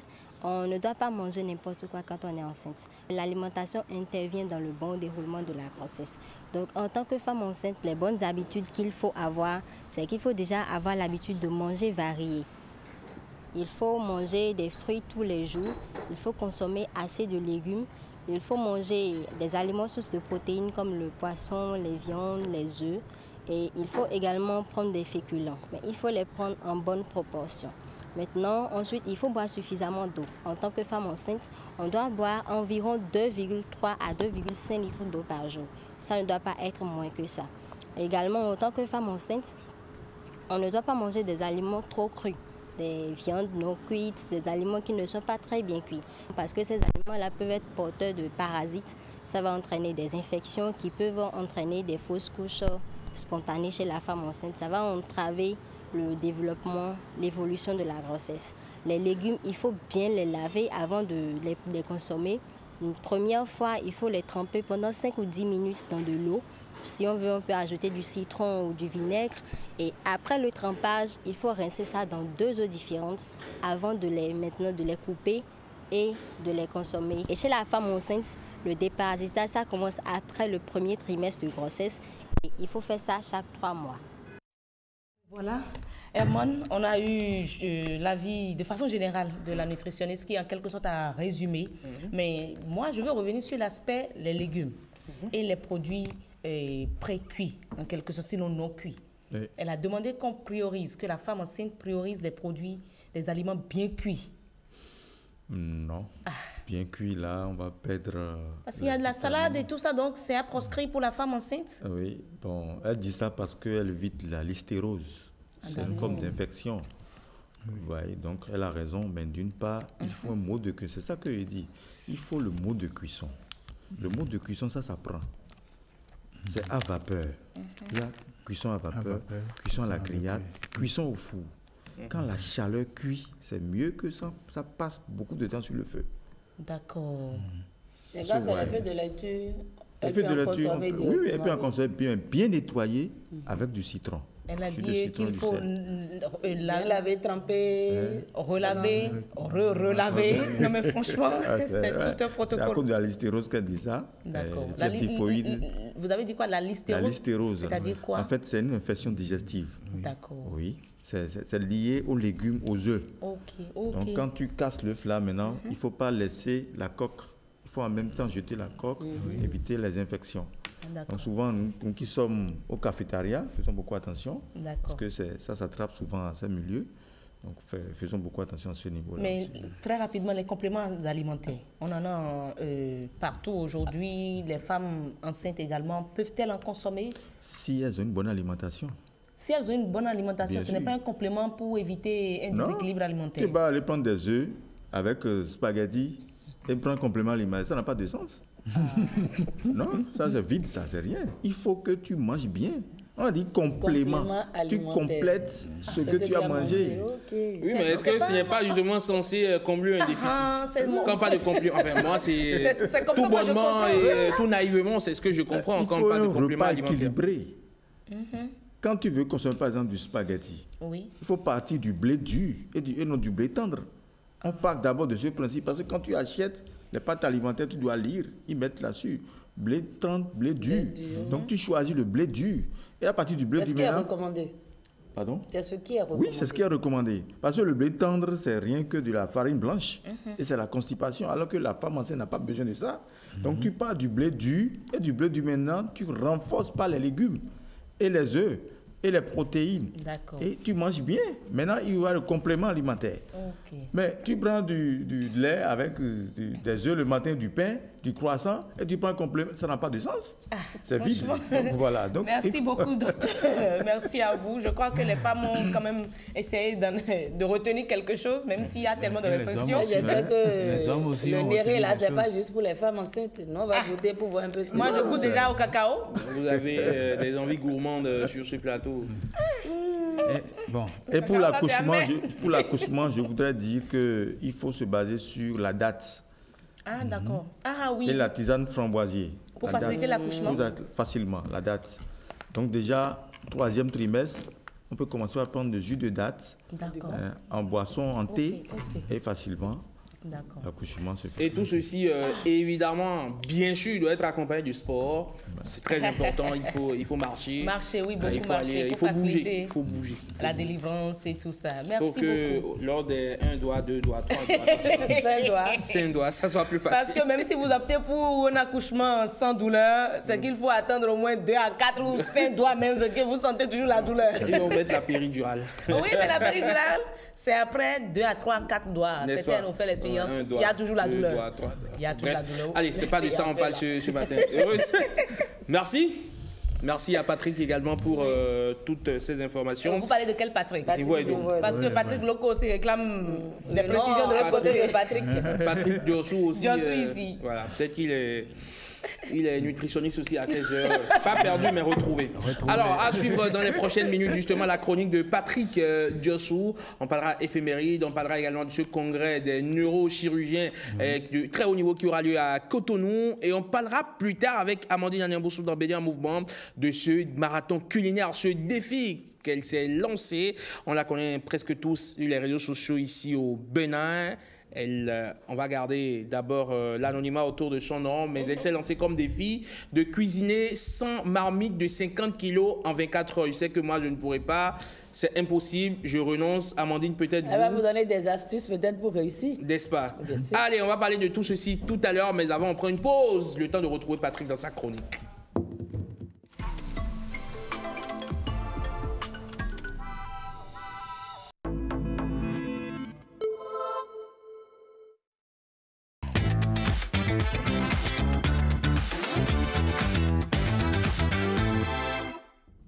Chaque date du calendrier porte une trace dans l'histoire. Le 22 octobre, c'est un jour marqué par des événements qui ont façonné notre monde. Il rappelle la force du temps qui passe. Petit détour par les faits marquants du 22 octobre à travers l'histoire. C'est avec vous, Pat, aujourd'hui. Oui, aujourd'hui, 22 octobre. Alors, on remonte vers le XVIIIe siècle. 1797, c'est le premier saut en parachute. Le premier saut de l'histoire en parachute. Donc, c'est un saut qui a été réalisé par un Français André-Jacques Garnerin. J'y arrive. Il a fait ce saut et ce saut lui a permis d'entrer directement dans l'histoire. Vous imaginez, on saute et puis on entre dans l'histoire. Vraiment quoi? C'est pas aussi simple, hein, mais c'est quand même très simple. Vous sautez, vous entrez dans l'histoire. Il y a eu tout un travail derrière. En image, ça peut bien se faire. Alors, ensuite... Tu as vu ça, Patrick? Oui, c'est ça le premier saut? Oui, le premier saut. Ah, d'accord. Et après lui... Et après, lui... Parachute, c'est sûr. Oui, mais c'était un genre de parachute, c'était pas le parachute moderne. Oui. On l'a perfectionné au fil du temps, oui. Comme ce qui a été créé. Oui. Je dis 1797. Il s'appelle André-Jacques Garnerin. André-Jacques Garnerin. Donc le premier sauteur, le premier parachutiste, on va dire finalement. Oui. André-Jacques Garnerin. Oui. Gardez bien le nom, il y aura une interrogation écrite la semaine prochaine. Alors oui, il a pu garder ses reins, Garnerin. En 1964, on continue. Oui. Et Jean-Paul Sartre, vous connaissez cet écrivain, immense écrivain, a refusé le prix Nobel. Il a été le premier et le seul, le premier et le dernier à refuser un prix Nobel. Et il a donné comme motif qu'on ne peut pas mériter d'être honoré de son vivant autant, et qu'un homme n'a pas besoin d'être honoré de son vivant. Donc il refuse les honneurs à titre intime ou à titre costume, comme on le dit. Il préfère à titre posthume. Et alors qu'aujourd'hui, c'est le contraire qui se fait. On célèbre les gens de leur vivant. Il faut dire que Jean-Paul Sartre a quand même été un être très particulier, notamment à travers sa philosophie. Bien sûr, on sait que c'est l'un des pionniers de l'existentialisme.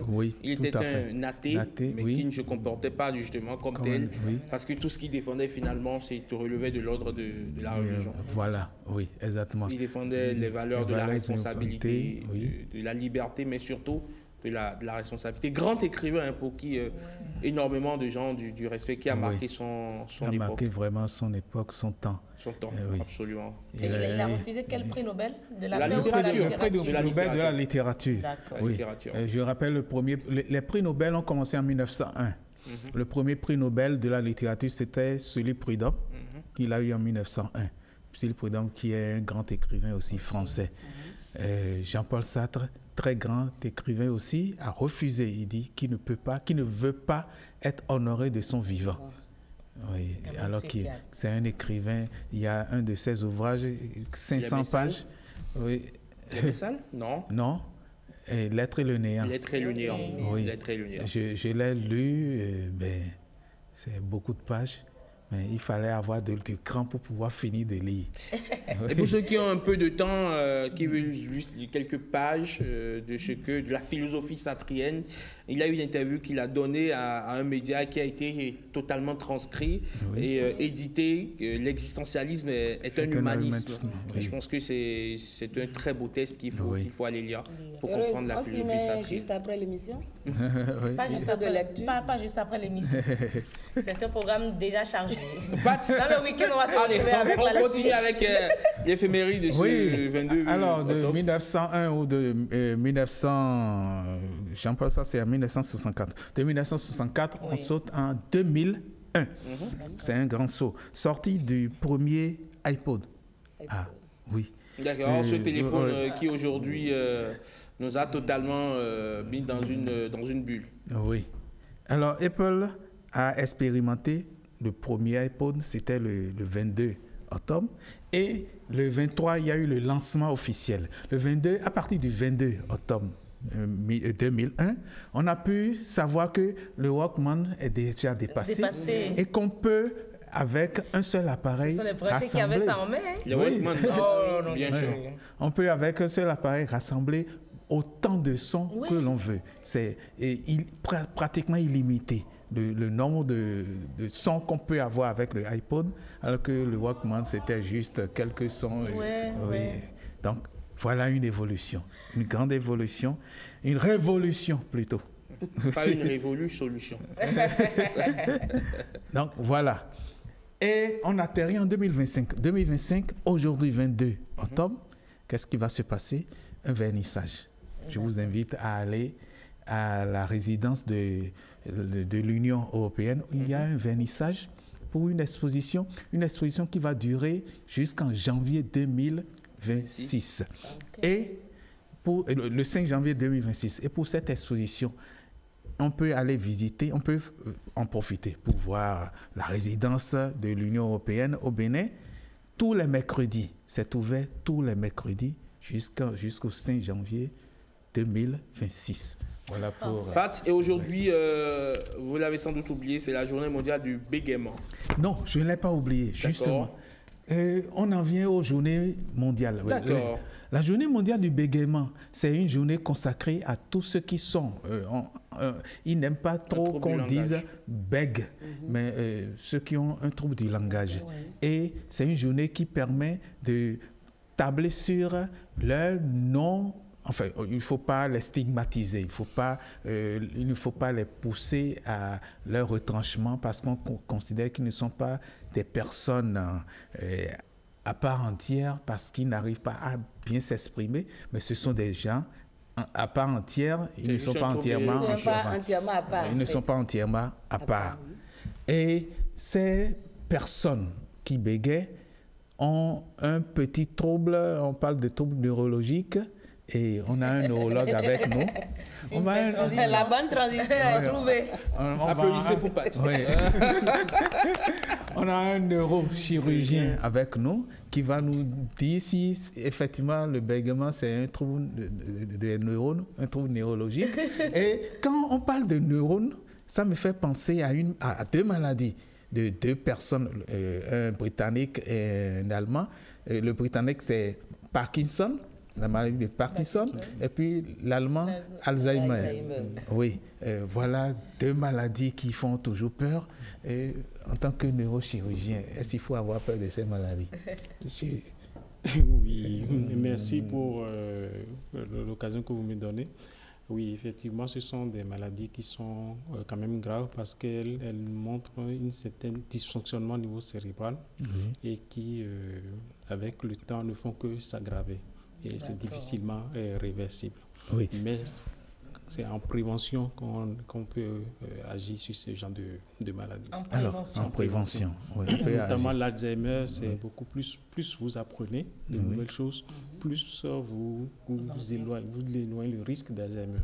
Par exemple, quand de nouvelles choses, c'est-à-dire que si vous avez l'habitude de faire, je sais pas, la lecture, par exemple, c'est une activité qui éloigne d'Alzheimer.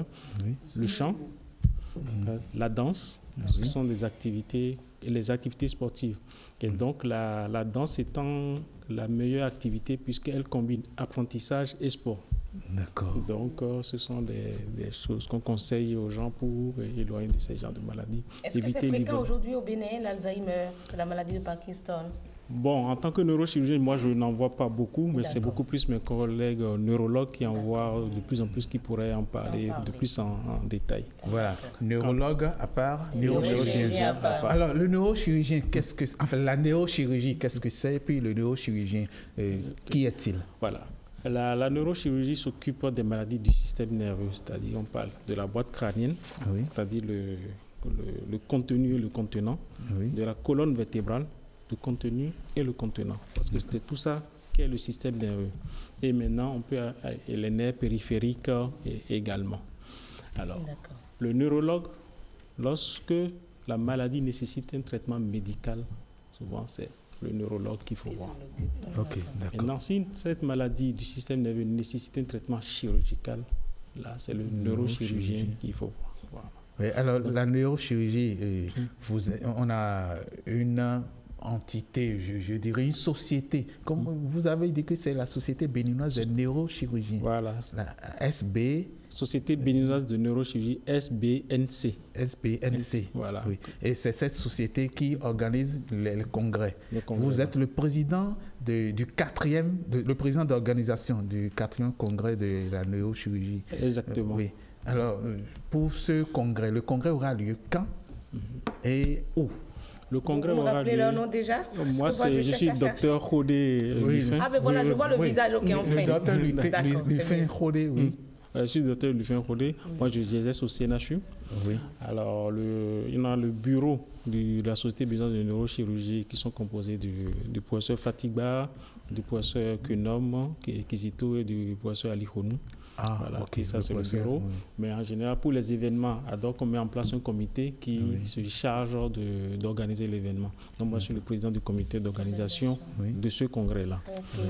C'est le 4e congrès qu'on organise, qui aura lieu demain, à partir de demain, donc jeudi 23, le vendredi 24 et le samedi 25. Ça dure sur 3 jours pour parler des congrès.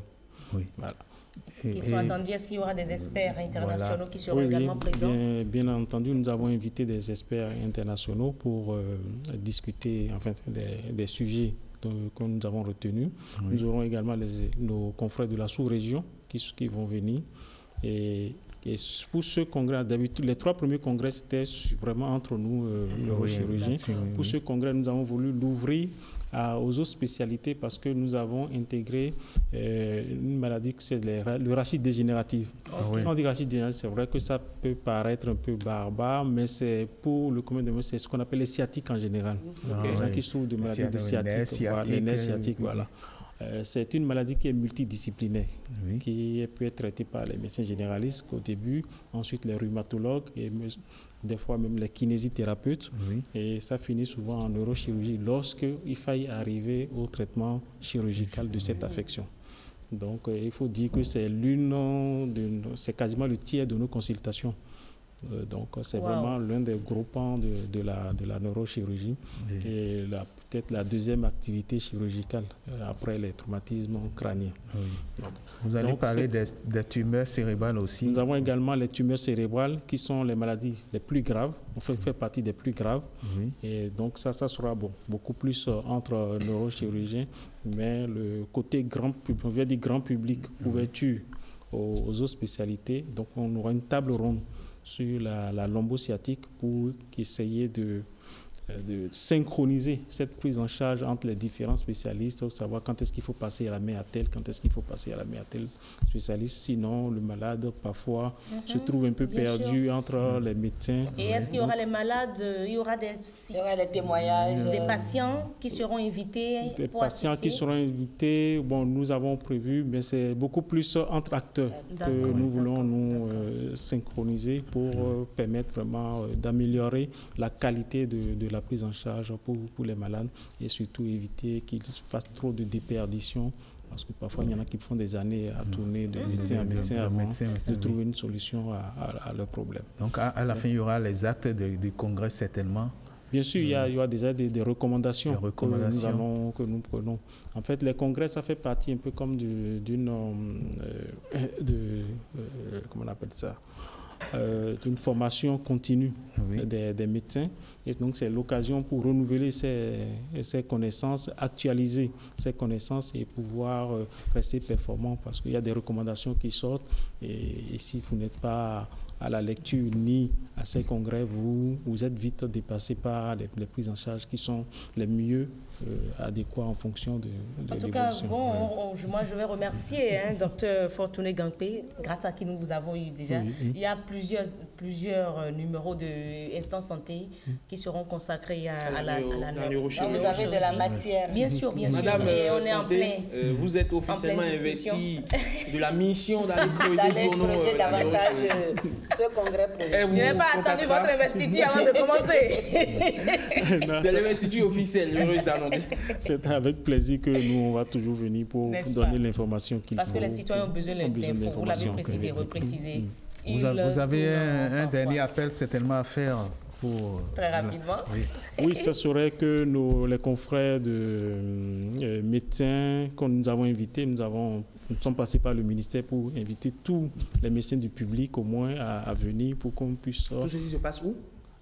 Au palais des congrès. À venir pour qu'ensemble nous puissions discuter de ces maladies. Ok, super. Merci beaucoup. Merci, docteur. Docteur Lufin Rodé. Oui. Vous passez une excellente journée. Merci bien. Et à très bientôt par ici. Merci bien. Je souhaite que ce soit une occasion qui nous fasse nous revoir. Pas une situation de maladie, n'est-ce pas? Bien sûr. En tout cas, de cas très rares. Merci aussi, Pat. On se dit à demain. Oui, à demain. Vous nous préparez du très bon aussi, du bon plat fumant pour demain. Oui. Par la grâce de Dieu. Il y aura forcément de l'éphéméride en tout cas. Merci beaucoup. Allez, nous allons, Amandine, en venir à vous. Bénin en mouvement. On va parler de ce Bénin en mouvement et de ce défi culinaire. À tout de suite.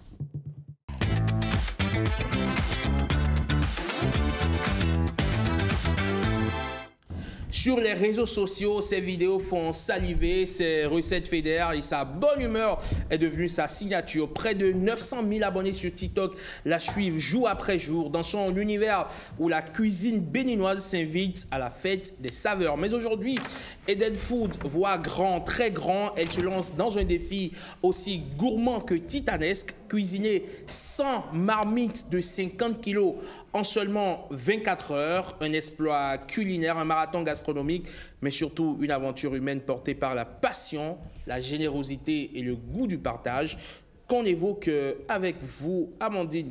Chez vous, c'est les mamies de 2 kilos que vous utilisez. Vous avez du mal à soulever ça. 2 kilos même, c'est déjà trop. Ou bien 1 kilo. 1 kilo, demi-kilo. Demi-kilo. Voilà. Vous êtes combien dans votre maison? Parce que demi-kilo, mais franchement, c'est le une portion. dit en début de semaine qu'on mange trop. Donc depuis, j'ai réduit les portions. N'est-ce pas?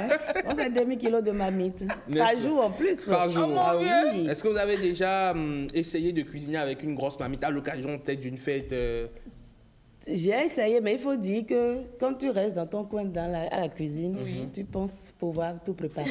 Mais quand il faut préparer pour du monde, c'est autre chose. C'est un autre défi. Et c'est ce défi que s'est lancé Eden Food. À l'état civil, on l'appelle Lovanik Ploka. Donc, elle s'est lancé le défi de préparer 1, 2, 3, 4, 5, 6, 100 marmites. De 50 kilos. On est à 6 en 24 kilos, heures chrono. Bonjour, madame. Bonjour, comment vous allez? Très bien. Moi, ça va. 100 marmites de 50 kilos de repas en 24 heures chrono. Pourquoi ce défi? J'avoue que, comme je l'ai dit sur les réseaux sociaux, ça m'a été imposé par le Rond-Point. Ok. Le Rond-Point qui est... C'est-à-dire quoi, le Rond-Point? Le Rond-Point, c'est une entreprise dont le promoteur est Fernando Manofi. Donc, comme vous, j'étais dans mes courses et bim, j'ai vu une vidéo circuler, tout le monde m'appelait de partout, où la vidéo a été dite que nous imposons à Eden Food de nous préparer 100 marmites en 24 heures. Je comprenais rien. Donc, tout de suite, j'ai couru dans mes locaux, j'ai cherché à comprendre, je l'ai appelé. Le temps même de l'appeler, il faut dire qu'il était dans mon restaurant. Déjà? Et quand il a décroché, il a dit « Je suis chez vous ». J'ai dit, c'est quoi le souci? Il dit, oui, je sais que tu peux le faire. Ce défi, c'est pour le peuple béninois et il est temps de passer un temps de qualité avec tes abonnés, de préparer pour 30 000 personnes des démunis, pourquoi pas des prisonniers, des gens qui ont vraiment besoin de nous, centre psychiatrique et j'en passe. Et comment ça va se passer un peu? Ce sera à Canal Olympia. Ah, okay. Ouais, en novembre, il y a une date. Le 29 novembre prochain, ce sera à Canal Olympia. 7h, on va commencer à 7h, le samedi 7h, et on finira le dimanche à 7h. Oui. Il y aura des pauses, vous allez dormir comme les Guinness. Je vous demande, franchement, permettez qu'on intervienne, Amandine. Est-ce que, bon, je sais que vous êtes notre mémoire sur le plateau, est-ce que ça fait partie des Guinness Records ou bien Guinness Records a dépassé ça? On a vu tout à l'heure, enfin il y a quelques temps, l'Ivoirienne, j'oublie son nom, qui a fait un marathon de 7 jours, c'est ça? 7 ou 8 jours. 7 jours. Malheureusement, il y a eu cette affaire de disquette. Oui, il y a une autre qui a fait 10 jours. La Nigériane qui est allée beaucoup plus loin. Donc voilà, en termes de marathon culinaire, je pense qu'on a bien loin. Elle, c'est 24 heures. Est-ce qu'il y aura des pauses? Est-ce que vous allez dormir ou bien c'est non-stop? J'ai signé le contrat et les clauses, nous avons 5 minutes de pause par heure. Donc, à nous de calculer. On peut les accumuler pour toute la journée, le nombre d'heures et se reposer. Donc, vous pouvez faire 12 heures, calculer les 5 minutes fois 12, vous reposer, une heure de pause et enchaîner encore. Voilà. L'objectif quand même, c'est de...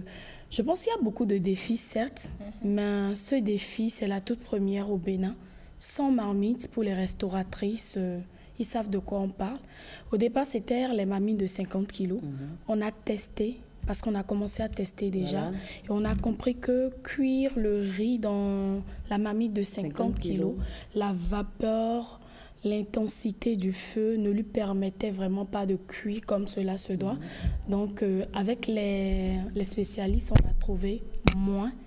Et l'objectif, c'est de nourrir quand même ces 30 000 personnes. Vous serez seul ou vous serez accompagné par d'autres personnes? Voilà des détails. Normalement, c'est sans fourneau et sans feu. D'accord. D'accord. Sans fourneau? Oui, aligné. Quand on vient à Canada, il y aura sans fourneau et sans marmite. Normalement, dans les clauses, c'est ça. Mais il y a aussi, toujours dans les clauses, c'est dire que quand vous réduisez le nombre de fourneaux, ça dit quand vous prenez un accompagnateur, ça veut dire vous réduisez 10 fourneaux. C'est-à-dire? Oui, je suis autorisée à prendre maximum 6 personnes. 6 personnes. Mais à la seule condition que chaque personne, dès qu'une personne entre dans l'arène, je réduis 10 fourneaux. Et vous avez opté pour quelles conditions? Moi, peu importe le nombre de fourneaux qu'on me donne, vous allez avec Jésus, je vais le faire. Okay. Finalement, est-ce qu'on aura 100 fourneaux de 50 kilos? Non. D'après ce qu'elle a expliqué. D'abord, même techniquement, je suis restauratrice 7, mais je suis technicienne également de la restauration. On ne peut pas gérer 100 fourneaux avec 100 marmites. Imaginez la distance entre 100 fourneaux et ce qui est au fond là-bas. C'est même pas possible. Vous allez cramer tout le riz. Mais par contre, vous pouviez prendre même 20 fourneaux en 24 heures et préparer pour 30 000 personnes, techniquement. Si vous arrivez vraiment à gérer votre mise en place, ça pourra... Elle a déjà étudié la question. Oui. Alors, ce que moi j'ai envie de savoir, Amandine est heureuse, ce que j'ai envie de savoir, c'est quel est l'objectif derrière? C'est juste pour une question de fierté, une question de visibilité. Quel est l'objectif derrière? Comme je l'ai dit, je rappelle sur les réseaux, si j'ai dit oui pour ce challenge, derrière, c'est de nourrir des personnes qui ont vraiment besoin de nous. C'est une œuvre caritative en fait. Il y a une œuvre caritative qui est derrière. Et vous et moi avions besoin d'apporter notre plus. D'ailleurs, ça fait partie de notre routine. Nourrir une personne qui vraiment en a besoin, c'est une grâce divine. Donc, sacrifier mon temps, mon énergie à préparer pour ces personnes qui véritablement en ont besoin. Alors là, je dis, je suis partante. Le défi culinaire en lui-même, outre l'aspect caritatif, le défi culinaire en lui-même, c'est pourquoi? Le défi culinaire en lui-même, je pense que étant restauratrice de profession, j'ai pour objectif de valoriser le Made in Bénin. Je suis assoiffée et ceux qui m'entourent aspirent vraiment à ma vision. Et leur objectif, c'est vraiment de me voir livrer mon savoir face à toutes ces personnes qui vont suivre dans le monde entier. Le Bénin a des valeurs qu'il faut respecter. Et c'est pour ça. Est-ce qu'il y a une liste de meilleurs repas? Bien sûr, j'en arrivais là. Nous avons opté pour notre plat d'atassi, qui est vraiment connu aujourd'hui sur le plan béninois. Notre atassi, nous avons également opté pour notre plat de riz gras, que le béninois adore. Et évidemment, mon identité, le crin-crin. On fera 25 marmites de télibo et 25 marmites de crin-crin. Et qui veut tourner c'est elle-même. C'est elle-même qui Vous avez commencé par soulever les charges en salle de muscu. Je vous invite à suivre surtout ma page des 100 marmites. Toutes mes activités se déroulent là. Et à compter du 1er novembre, chaque instant de mes 24 heures seront filmées. Elle m'en a demandé qui va tourner la pâte de la mamie de Télibo. Là, je vais vous inviter à... Parce que quand vous voyez des gens pour vous montrer que Eden Food sait tourner quand même une mamie de 25 kilos déjà. Non, en fait, tourner une mamie, c'est pas le problème. Mais tourner 25, ça devient une autre affaire. Quand déjà tourner une seule marmite, au bout de 5 minutes, vous dégoulinez de sueur. Je ne suis pas seule, mais 25 marmites pour beaucoup de personnes, c'est vrai, c'est extra. C'est, je sais pas. Ça sort de l'ordinaire. L'ordinaire, mais j'ai une équipe. Je serai entourée de belles personnes et vous allez voir. Alors techniquement, comment tout ceci va s'organiser? Est-ce qu'il y aura vraiment de l'ambiance autour un peu comme on a pu voir en Côte d'Ivoire? Est-ce qu'il y aura du public ou des artistes invités? Il y a déjà des artistes invités. Comme je vous l'ai dit, à compter du 1er, vous allez voir. Il y a pas mal d'entreprises aujourd'hui qui se sont positionnées, que ce soit au Bénin, même à l'international. Il y aura des activités et évidemment... Et ce sera fait sur fonds propres ou bien il y a des donateurs? Par exemple, le riz que vous voulez préparer, vous l'achetez vous-même ou bien on vous les donne? Il y aura d'ici là, le lundi, une plateforme qui sera disponible. Et donc tout le monde peut participer. Des personnes comme vous, à partir de 500 francs, vous pouviez essuyer les lames à quelqu'un qui en a besoin. D'accord, donc une cagnotte est ouverte à ce propos. Exactement. Ben, écoutez, moi j'ai envie d'être au Canal Olympia pour voir comment ça va se passer. Quand pas de fourneau, déjà moi je déteste le feu, impossible d'être à côté.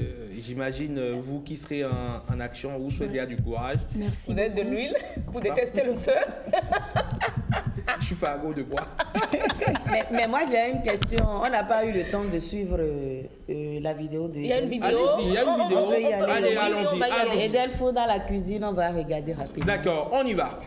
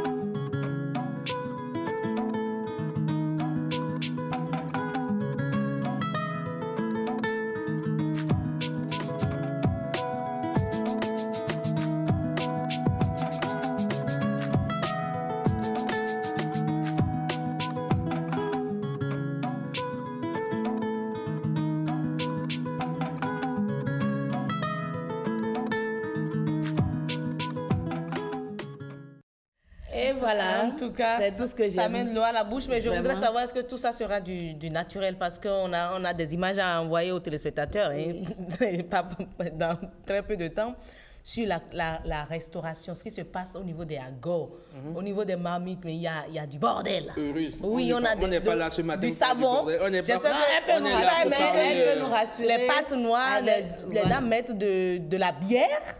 Est-ce que vous nous rassurez que c'est du clean qu'on va consommer? Au Canal Olympia le 29 novembre. De toute façon, ce sera un Mondo Vision. Ce sera dans tout ce qui sera mis. Permettez quand même à la dame, je pense que ce qu'elle dit, ça a du sens. N'est-ce pas? Mais à la seule différence que Eden Food, je prépare pour le peuple béninois, toujours en direct. D'accord. Ce que je fais, je le montre. Et aujourd'hui, notre chaîne nationale, ils sont passés plusieurs fois, déjà filmé le cadre, tout ça. Et je vous rassure que la santé du peuple béninois, c'est mon combat. Et moi, je veux bien comprendre cet amour pour le crin-crin. Parce que vous avez tellement donné de la valeur au crin-crin qu'aujourd'hui, on a même peur que ça nous prenne de la valeur également sur le marché. Moi, c'est mon souhait. Que ça prenne de la valeur sur le marché. Avec 100 francs, on peut facilement faire. C'est mon souhait si la Côte d'Ivoire à côté valorise mieux son attiéké. Le Bénin valorise quoi? Nous avons du gari sorti. Nous avons du gari, mais le gari, quand on le prend, est-ce qu'on arrive à vendre l'image cher? Moi, j'ai vendu le crin-crin en France cher, et si c'est à refaire, je le ferai encore. Donc aujourd'hui, oui, même au Bénin, je le ferai. C'est gênant quand j'entends les gens disent pourquoi vendre le crin-crin à 100 000. Ils vont l'acheter. D'accord, ils vont l'acheter. Merci beaucoup à vous d'être passé sur ce plateau. C'est un plaisir. On sera avec vous au Canal Olympia. Merci beaucoup. Est-ce que les 24 heures, ça inclut la préparation, la cueillette du crin-crin? Parce que crin-crin... Heureuse vos questions, franchement sympathique. Bonjour le Bénin, tout de suite la revue de presse avec Ulvaïs Balogun. Vous restez avec nous si vous voulez bien pour finir en beauté cette émission.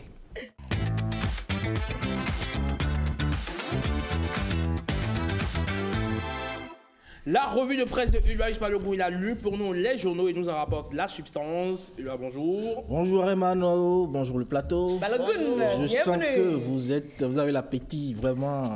Je comprends pas là. Est-ce que vous avez constaté ce qu'il a fait? D'abord, il est venu en sénateur. Et il a ajusté le costume comme pour délivrer son discours, son message au peuple béninois. On démarre cette revue de presse avec cette bonne nouvelle pour la diaspora béninoise. Le gouvernement vient de lancer le e-Pass. C'est une plateforme 100% en ligne pour le renouvellement du passeport depuis l'étranger. Absolument. Fini les longs déplacements ainsi que les tracasseries.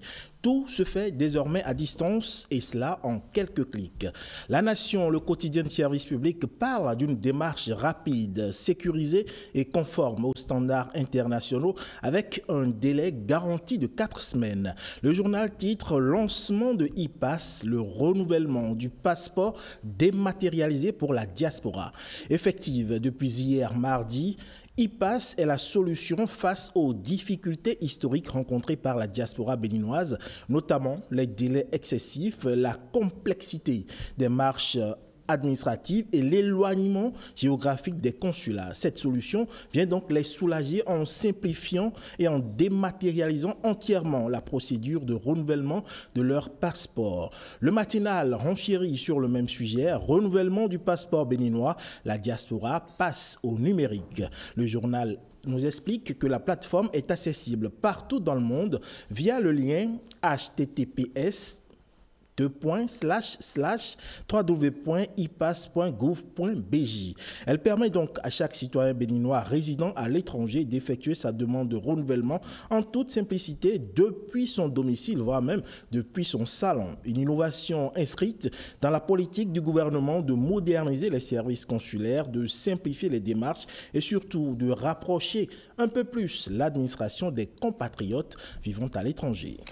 Et puis l'autre information rapportée par les quotidiens, c'est cette convocation de l'ancien président Boni Yayi et du duo candidat de son parti politique. Et oui, c'est une information rapportée par plusieurs sources dans la soirée d'hier, mardi 21 octobre, précise le journal La Nouvelle Tribune. La convocation concerne Maître Renaud Agbodio, candidat du parti Les Démocrates, ainsi que son colistier Jude Lodjou et bien entendu l'ancien président Boni Yayi. Mais si, selon le journal, les raisons raisons de cette convocation n'ont pas été encore précisées. Le journal Potentiel, quant à lui, révèle que les convocations ont été transmises par voie d'huissier et qu'elles ont rapport au sujet qui fait l'actualité ces derniers jours, à savoir l'affaire fiche de parrainage pour la présidentielle de 2026. Un dossier qui continue de fragiliser la cohésion interne de ce parti politique de l'opposition. Et au journal Le Progrès de conclure au regard de cette convocation que la mauvaise passe persiste chez les démocrates.